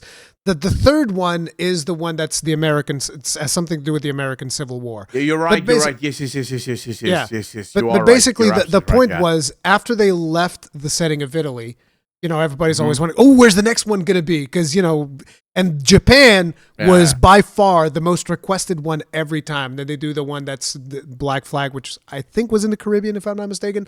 And then they do... I know it was that side of the world. There was like a British... That's why I'm thinking about America, because it's all blending together. Yeah. There's like a British one, which is Syndicate or something. Yeah. And then there's... then eventually they go to Greece. But basically, every time there would be a new Assassin's Creed announced, people would always be like, is this the one in Japan? People were rabid for an Assassin's Creed set in Japan, okay? It was definitely the most requested setting, and it's not even remotely close to anything else. It was always the most requested setting. So yes. Yeah, so the fact that this one failed is just terrible, because there's nowhere else to go from here. Yep. No other Assassin's Creed is in any way, shape, or form requested. And at this point, the request would be to just don't do more. Just stop. Yeah, just stop. We're good. Stop. It's good, bro. Yeah. You're good. Thank you for your service. The Italian one was pretty good. Black Flag was pretty good. Dude, and my video yesterday talking about it is literally just a thumbnail with the word goodbye on it. That's it. Just goodbye. Bye, Ubisoft. Goodbye. Yeah, because what else am I supposed to say? But okay, moving from one game that absolutely miserably failed to another game that is still to be determined, Intergalactic. Now, Intergalactic has already set themselves a bit of a hill to climb, depending on who you talk to. Some people have a stronger opinion on the main protagonist than others. Even on this show, myself and Rurikon don't necessarily agree on the protagonist. I'm not a massive fan of the attitude of the protagonist. Rurikon didn't mind that too much. I don't want to put words in your mouth, so please correct me if I'm wrong. It's like the what I said was I don't care about what they showed too much in that trailer, because it all depends on how the story plays out. If there's a reason for the character to be like that or not. That was my stance. And I agreed with you on that. I was just like, in the trailer, they didn't do much for me to like this character in any way, shape, or form. But I feel like Intergalactic just set themselves an even bigger hill to climb. And that is the fact that their combat is taking inspiration from none other than Elden Ring. I mean, look, if you're going to shoot for the stars, you're going to shoot for the stars. This was actually a tweet that I caught by Gene Park, who says that in 2023, he apparently had like an interview because Gene Park works for Washington Post. And he had an interview with Neil Druckmann, and it was an interview about how Neil Druckmann was intrigued by Elden Ring. And there are now rumors that Intergalactic is, in fact, taking big inspiration from Elden Ring. It's like, look, if you're looking to aspire for something, I mean, Elden Ring is a fantastic game to aspire to. So who knows? Are they going to be able to pull it off? Maybe. We'll see. Because again, interestingly enough, Naughty Dog's combat, in terms of like the Last of Us, the combat gameplay is actually really good. The combat of The Last of Us is very, very good. So if they pick up that combat and it takes some inspiration from Elden Ring for what they're doing for Intergalactic, that's a good thing. It all just depends on their implementation of difficulty. Because again, like I've also mentioned, in Uncharted 4, the maximum difficulty was really, really bad. Because it's just like, peek your little toe out, and it's like, pew! They shoot you in the head from your little, not your toe, your pinky. You put your pinky out of cover, and they shoot you in the head because your pinky was out of cover. Okay, just like whole screen red. Where you were, right through the wall. Exactly, shot you straight in the face. Yeah, and then it takes you like 10 headshots to kill any of the bad guys, and you're like, okay, maybe a bit much. I'll say this: if we look at all of because the sad part is that Souls games are probably among the most copied games in the industry by big players trying to make a name for themselves. And I think the reason for it is a lot of people think, how hard can it be? You just make a game with difficult combat. Not realizing that it's not difficult combat that makes it successful. It is eloquent combat that is making it successful. Fair combat makes it successful. Yeah, the game is graceful. The combat is graceful. And nailing that requires insane timings. And I think people who especially don't play games like Elden Ring don't even understand it. So you guys remember how we talked about AC Shadows with their little dodge thing where the blade has this white glow around it? Not in Elden Ring. In Elden Ring, it's you look, you see, you guess until you know. That's how it works. If you want to parry someone, sure, it does a shit ton of damage if you get it correct, but it's up to you. And then guess what? Depending on the type of shield you're going to use, it's going to change. So it's not even all things are equal. It's very realistic in how it approaches things. But oftentimes the thing that makes or break a lot of these games is the B frames, not so much even the A frames.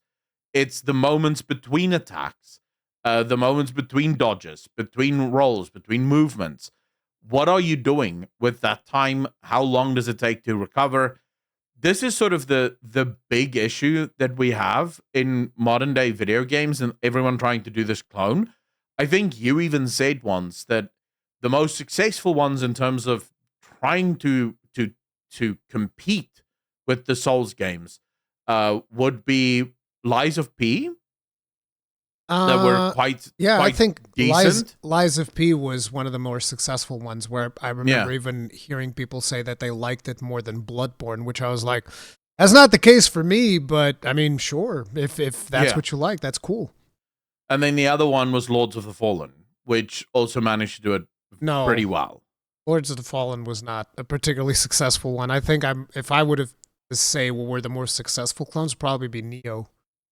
I'm not talking about successful in terms of commercial success. I'm just talking about what I hear from players who play it. The people who play Lords of the Fallen say it's a proper Souls game. No. It feels like what a Souls game should feel like, at least based on what I've heard. I highly doubt that. I mean, look, I like Lords of the Fallen, don't get me wrong. Yeah. No, it's I haven't played Lords of the Fallen, and I'm not as deep into the Souls games as you are, so I'm just going off of what I'm being told, right? In terms of this. So I'm not making the Lies of P is from you, and the Lords of the Fallen is from chat. Some people in my chat loved that game, and they also happen to love It's a fun Souls game. games, and I think I like Lords of the Fallen. It's a fun game. But, yeah. If I was to choose what are the most successful ones, I would probably point Lies of P. All right. Yeah, that's cool. But the point stands in terms of it's rare. Yeah, it's very rare that you get rare. super successful clones of Souls. And a lot of it has to do with what is the focus, right? Is your studio making these games is pretty much that's what they make?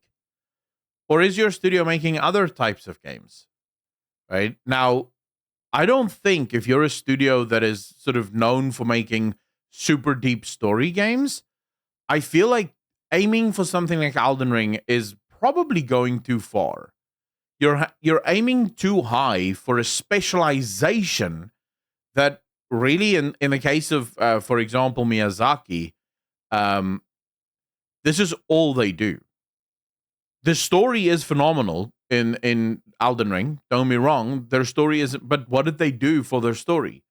They got George R.R. Martin in to help guide that story, but also the way they tell their story is very different to how Neil Druckmann and Naughty Dog did theirs. George R.R. Martin did not come in to guide the story. George R.R. Martin came in to make the setting. He created like the world setting, all of that stuff. But I mean, again, because they identified correctly, this is not necessarily our strength, right? Our strength is this. This is how we do it, and taking nothing away from their storylines.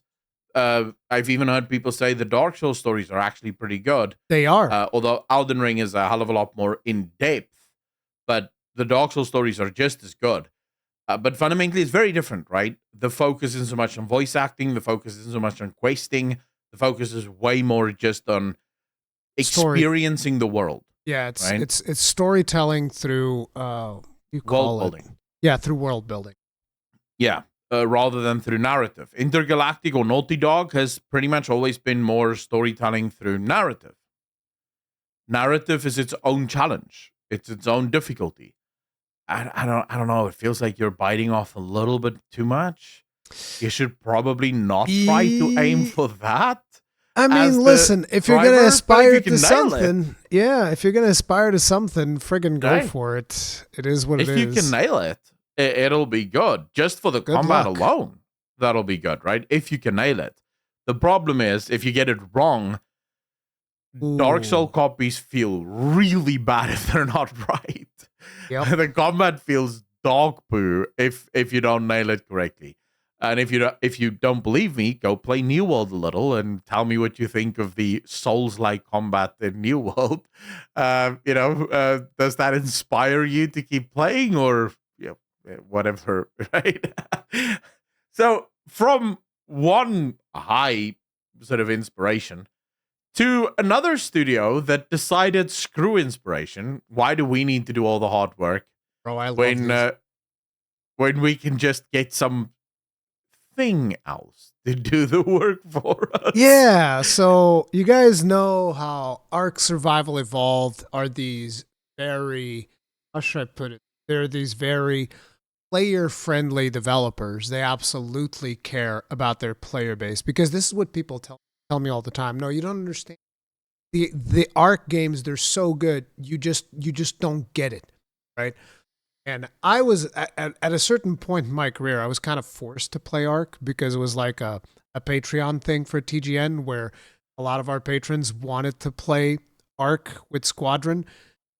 And I remember I even had my boss at the time, Hengist, would tell me like, no, listen, you need to show up and you need to be in a good mood. You can't look like you're bored out of your fucking mind every time we're playing this video. And I'm like, I hate this video game, bro. I fucking hate it. I can't stand it. I hate the developers of this video game. I think this video game is complete ass. It's garbage. I've always said Ark Survival Evolved is garbage. But it was like, listen, here are some of the things that these developers have done in the past to give you an idea, right?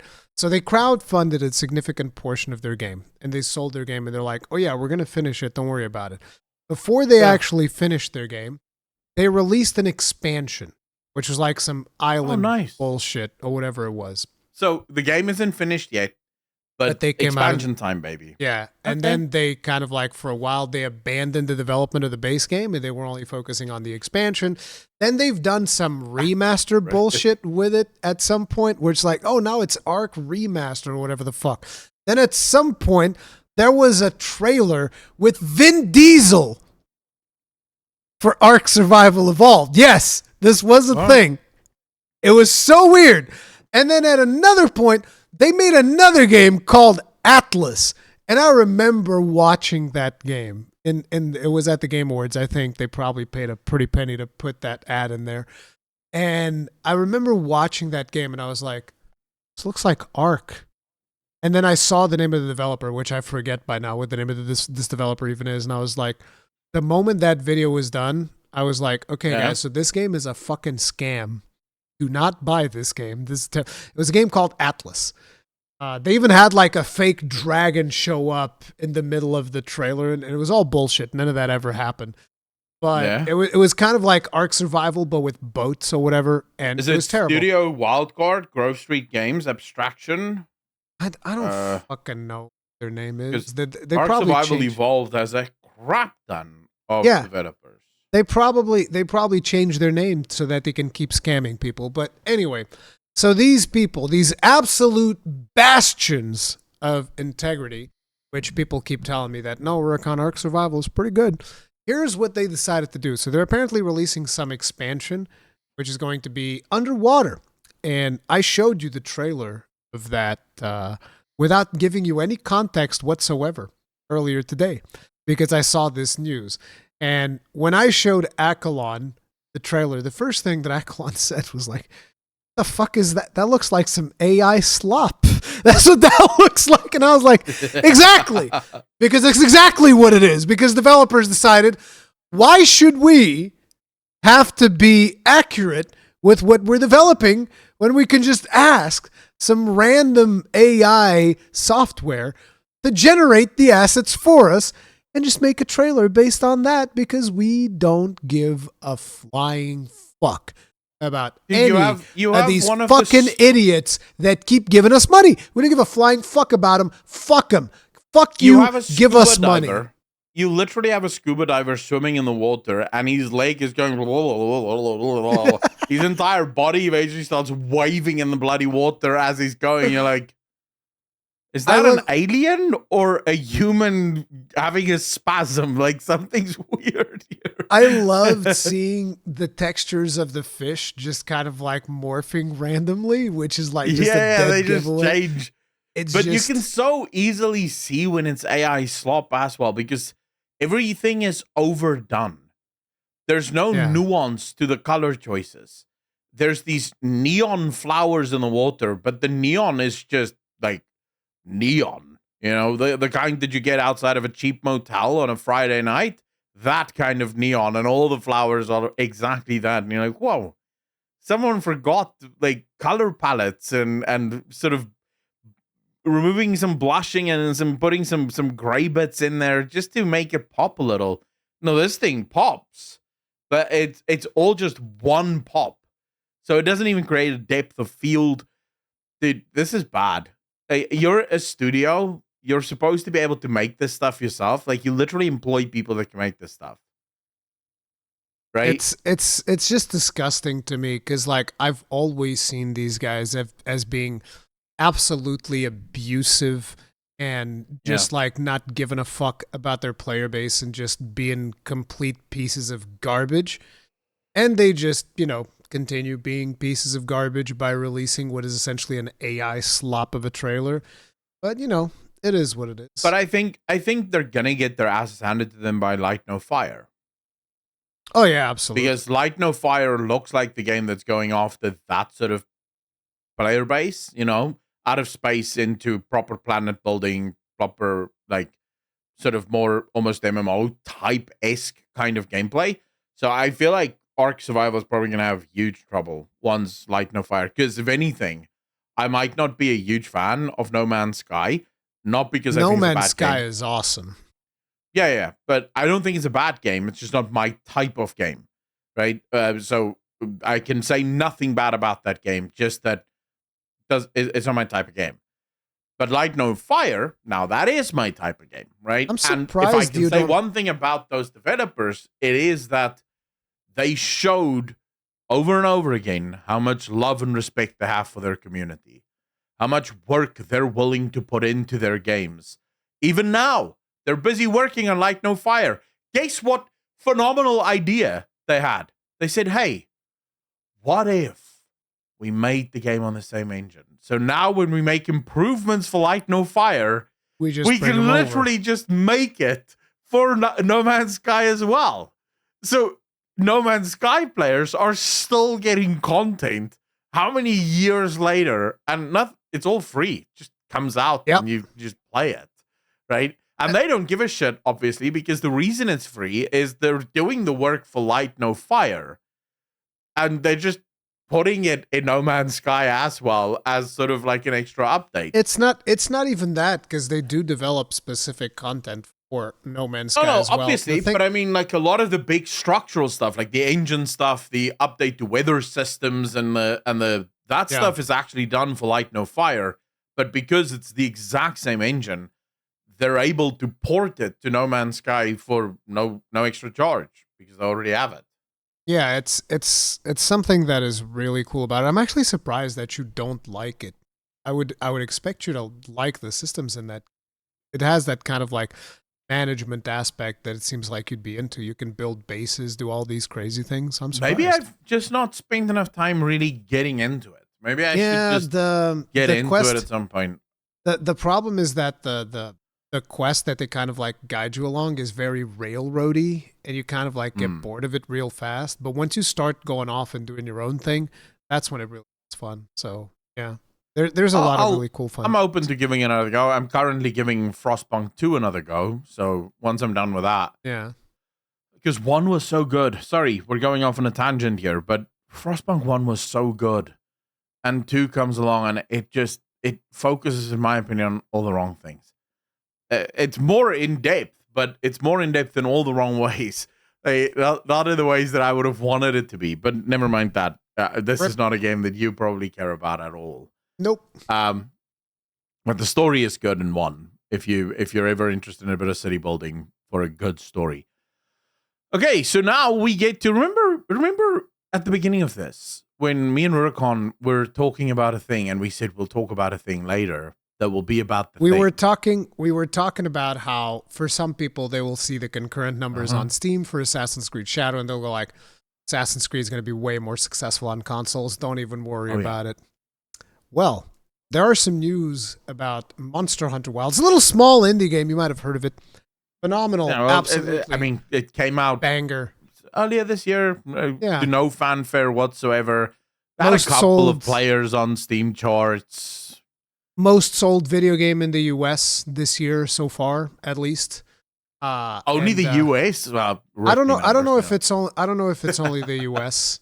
I saw an article that it said in the very US. sarcastic. Only the US has stole a shit ton of people, right? 8 million copies sold, 1.3 million concurrent players, Monster Hunter Wilds. And here's an interesting... Dude, I'm willing to bet the numbers are higher now. It's way more than 8 million. Because those 8 million was like 3 days, right? 3 days or something into the game. I'm willing to bet all my money. They're well over 30 million at this point. No, 30 is it's too soon for 30. No, I'll tell you, it's not actually. The reason I think we're close to... Lifetime sales of Monster Hunter World are like 28 or something like that. Yeah, the reason I'm saying this, right? So first, Wilds is a lot more new player friendly, so a lot of new players are jumping into it. And when I look at the numbers, right, in terms of how many people are still playing it, that game, now this is why this is wild. That game fluctuates between a top point of over 600,000 concurrent players every single day. Its low point would be a successful day for most video game companies with like 250,000 concurrent players. That's like, shit, we've done well. For Monster Hunter, that's the lowest point in We're their coming up game. on 3 weeks of release, by the way. Actually, no, I think it is 3 weeks today. Today's 3 weeks. That's why I'm telling you, I would not be surprised if we're well over 20 mil at this point, leading into 30 mil or even over 30 mil, because those numbers are consistent with it. Now, it could just be that they're very good at retaining their player base. Oh, yes. And so the player base is just sticking around all the time. There's another super cool thing about this game, and that is that for the first time in my entire life, I am seeing an inverted Steam chart. What do you mean? Steam peak hours is between 4 my time in the afternoon and about 12 my time in the evening. That's when peak hours is for every single game, because it coincides with all of Africa being awake, all of Europe being awake and no longer working, and America being awake, so the unemployed people in America can also play the video game, right? After about 12, Europeans go to sleep, Africa goes to sleep, most of the East goes to sleep, like the Middle East and so go to sleep. So it's only really America and some Asian countries that keep the games alive, so you start to see a massive dip. Monster Hunter Wilds, its dip is at 2 o'clock in the afternoon. Its peak is at 2 o'clock in the afternoon for me, right? It peaks, so the Asians are playing the shit out of that. Oh, yeah. Absolutely. It is absolutely wild how big that game is. But the news that we have here about Monster Hunter Wilds, which is very, very interesting, is that apparently this is on IGN. Steam accounted for more than half of Monster Hunter Wilds' total dollar sales in the US. More than half, which is impressive, because usually I would imagine that consoles would still make the bulk of the sales, whereas it seems that this time Steam is where you're getting a majority sales for this game. Now, this is also likely impacted by the fact that Capcom specifically announced at some point in the Rise cycle, Monster Hunter Rise Sunbreak cycle, where they were like, no, listen, moving forward, we do not want to ignore the PC platform. We do not want you guys to be second-class citizens. We are committed to releasing simultaneously console, PC, everywhere. Yeah. And the thing that a lot of people forget is that especially if you're releasing a game with crossplay, which is what Monster Hunter Wilds did, sales on Steam will automatically boost sales on consoles as well. People are going to be like, well, why? Because gamers have friends. And they'll be like, hey, bro, you got to come join me, play some Monster Hunter. Let's go. And they're like, I don't have a PC. It's like, doesn't matter. What you got an Xbox? That's cool. We can play it again. Just buy the game on Xbox. Come play with me, and it's all good. And even though I will say the multiplayer system is a little bit wonky, but it does work.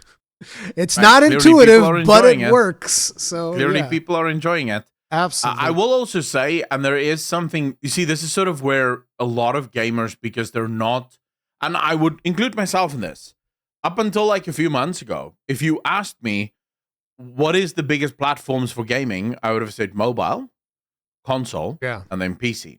Right? I would reluctantly say mobile because I don't view it as a gaming platform. Because it's but not. Technically, you have to include it there because the most players are on mobile. Now, I would have said that, and that would have been true, except when you look at the newest statistics that have come out. All of the newest statistics show that after COVID, because remember, prior to COVID, people would have a console at home to play video games because they were working from the office. Whatever they needed to do their job was at the office.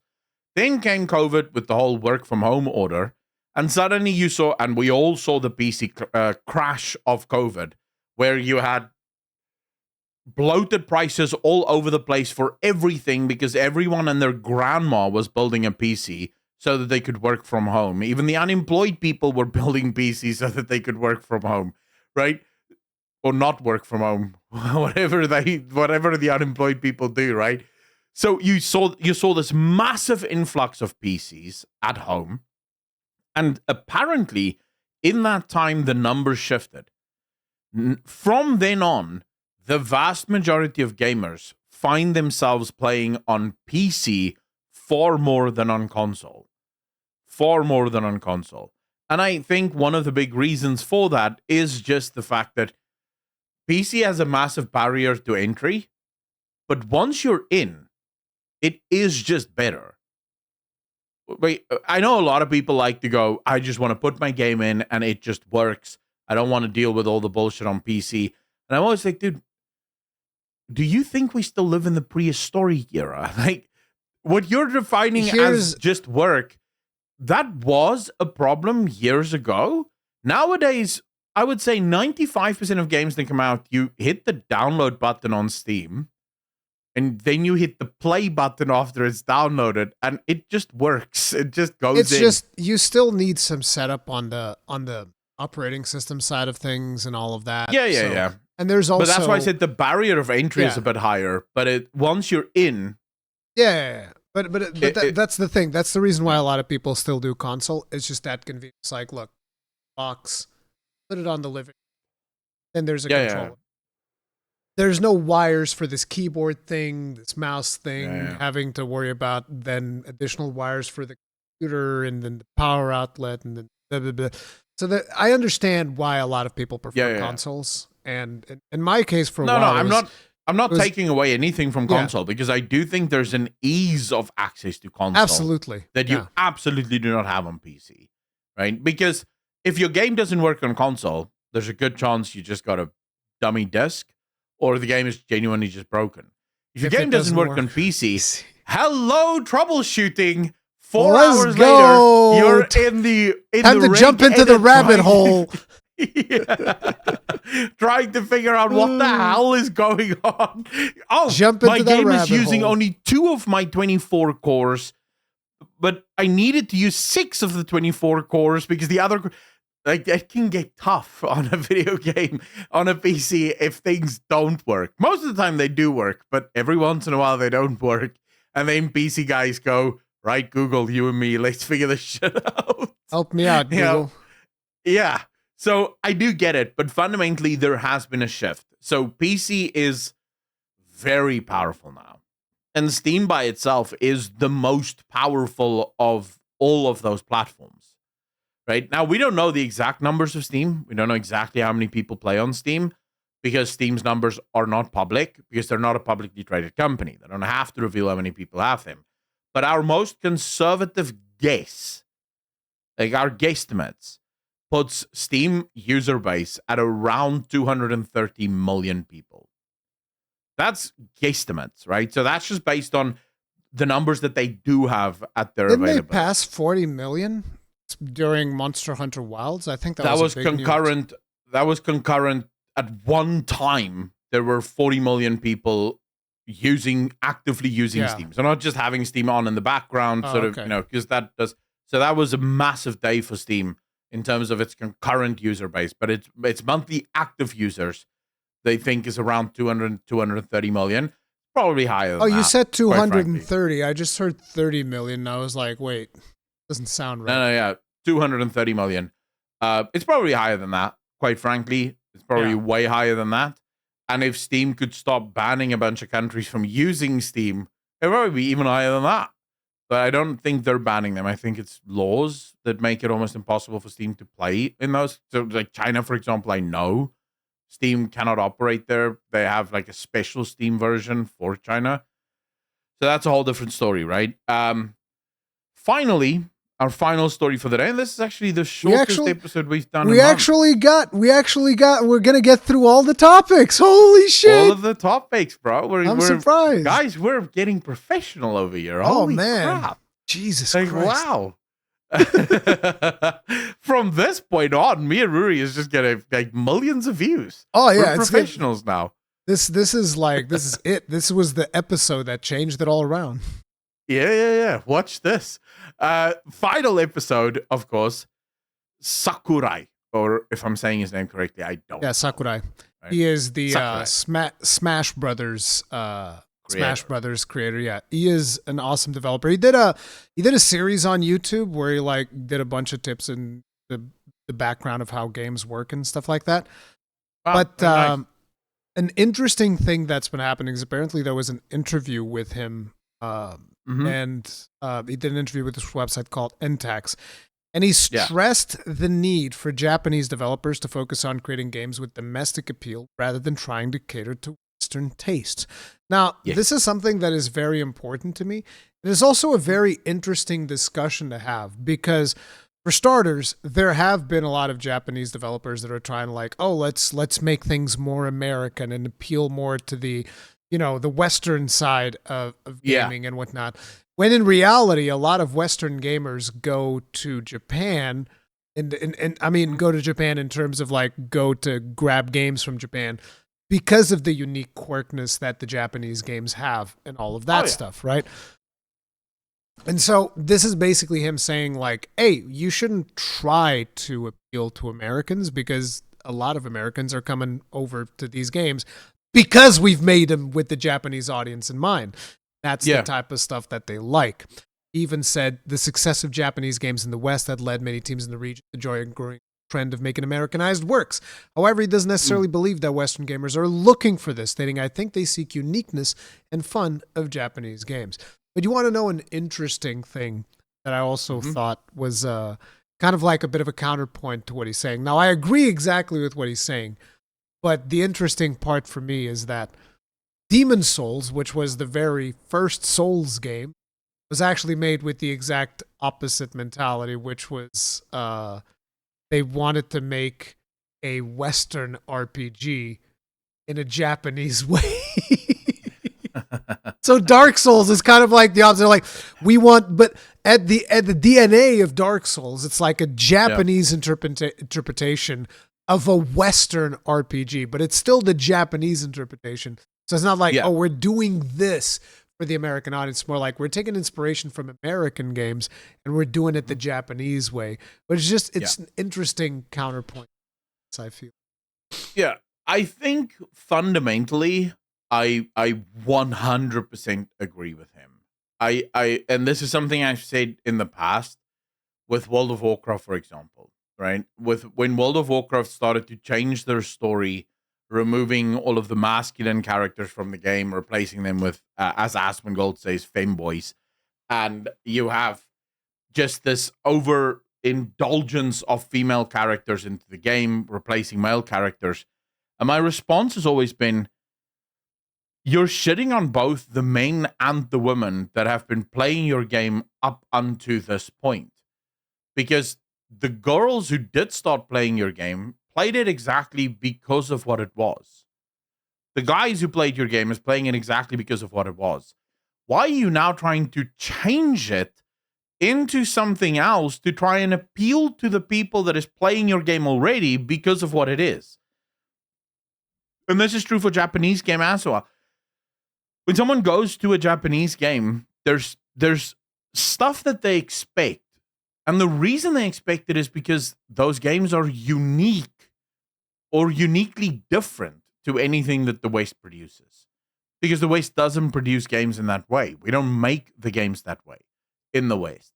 So obviously the players that like your games like it specifically because of the stuff that makes it unique.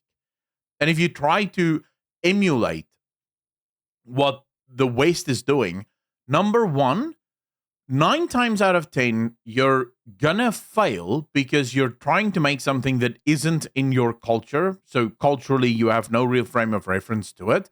Now, I know people will say, bro, what are you talking about? Japanese games or Asian games are so much better than any Western slop these days. Yeah, but let's use Western studios like Larian Studios, for example, rather than EA. Okay? Because EA doesn't help me make my point. I don't want to use them. I want to use Larian Studios because they help me make my point. But if you look at Larian Studios, right, that's an obvious Western style game. The humor is very Western. The gameplay very Western. The storytelling very Western. It works for the Western audience, but it also happens to work for the Asian audience. The Asian audience like that game too. Because there's people in Asia that like that style of storytelling, even if it is just as a break. But then you look at Final Fantasy. Final Fantasy is what I would say to be almost quintessential Japanese style storytelling. I'm talking about the earlier ones. I'm not sure about the newer ones. But that's sort of what the Japanese, when I look at a Japanese game, I sort of expect to see a Final Fantasy-esque type of thing. The fact that there are Western audience that love that tells you just keep doing that because they're playing it for those reasons. If you were trying to make a Baldur's Gate 3, you'll likely fail because the Larian Studio guys are making a game that makes sense for them because they were brought up in this culture. They understand the way this culture operates. They would fail trying to make your game. They wouldn't be able to make Final Fantasy 14 or Final Fantasy because they're not making it from a place of knowledge. They're going to be making it from a place of copying.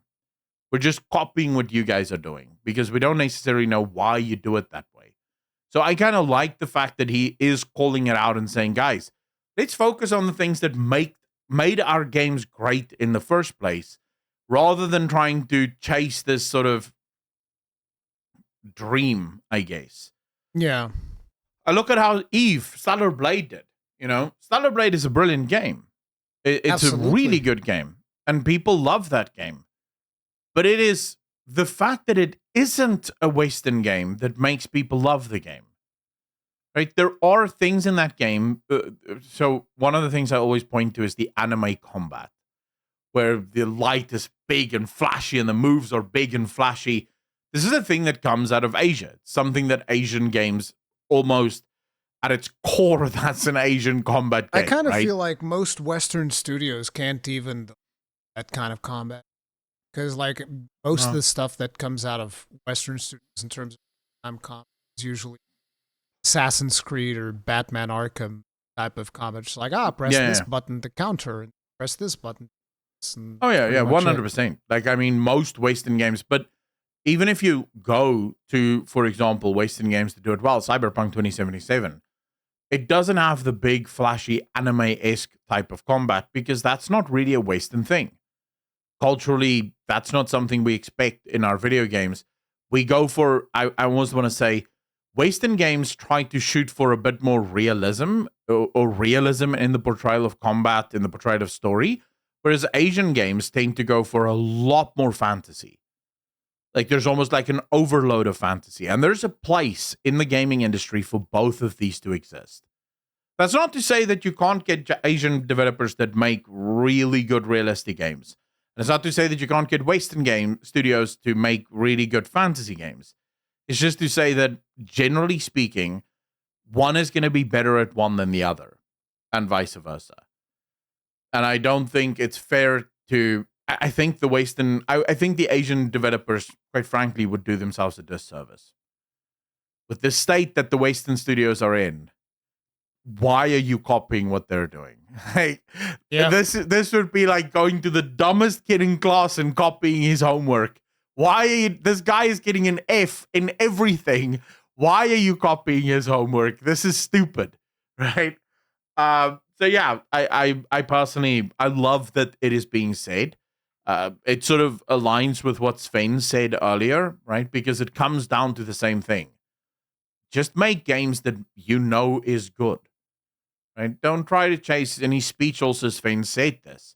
Don't chase trends. Don't try to fit the modern politics. Don't do any of this bullshit. Just make a good game. Keep your audience in mind. Who is the target audience? As YouTubers, we know this. Absolutely. When Rurikon makes a video in Monster Hunter, his focus isn't on all of the non-Monster Hunter people that he needs to try and convince to watch his Monster Hunter video. That video would fail, right? His focus is on the Monster Hunter audience and what would work for them, what they would want to watch. And then it's lucky when you get non-Monster Hunter people to watch it because they find it interesting. But if Rurikon suddenly started making Monster Hunter videos, treating the Monster Hunter audience like a bunch of retards because he's over-explaining things that should be super obvious for most Monster Hunter fans, most of the Monster Hunter audience would lose their minds. It's a bad example because I do content designed for absolute newcomers where I do explain things that a lot of people... Yeah, but remember, I'm assuming you'd probably have that labeled as some kind of newcomer guide, or you'll make it obvious that this is for newbies to the series. But I don't think if you're going in depth for like a Monster Hunter advanced guide, you're going to explain to the guy, so guys, if you want to move around, you're gonna use the WASD keys on your keyboard, and No, also because your I mouse would tell them to will use the also left move stick. That's so much worse, actually. But it's fine, right? I doubt that you're gonna go because you'll lose your core audience, right? Your core. Why would they be there? They don't want to hear that. They know that. They want to know, how do I do this combo that's super difficult to pull off? Or what's the best way to do a combo? Whatever the case may be, right? I don't play Monster Hunter. So I don't know. Maybe you have combos, maybe you don't. I don't know. But fundamentally, I think just do what you know your core audience wants, and you'll get more core audience members. They'll find what you're doing. Pretty much. And that brings us, ladies and gentlemen, neatly to the end of the show. We've been able to do one whole podcast that isn't 3 hours long. That is a new. That's a record. New. Yeah, actually, that is actually a record. Let us know in the comment section down below how proud you are of us for managing to do a podcast. Although some of our viewers are not going to be happy because I keep seeing people going. Short. Yeah, I keep seeing people going, man, 3 hours while playing Monster Hunter. This was a good day. They're gonna be like, you shorted us out today. It's like, oh, yeah. You shortchanged us. Sorry, them's the topics. Them's the gaming news. Complain to the industry. We covered everything that we could find, everything that we thought was interesting. Please let us know in the comment section down below how you feel about all of the topics that we've discussed today. Are you playing AC Shadows? That's probably one of the big questions. And between Xenoblade Chronicles X and AC Shadows, which one are you going to play? It's time for some Xenoblade, baby. There you go. Time to eat Tatsu. Ladies and gentlemen, thank you so much for watching. From myself and from Uricon, have a wonderful weekend. Enjoy yourselves, and we will see all of you in the next one. Peace.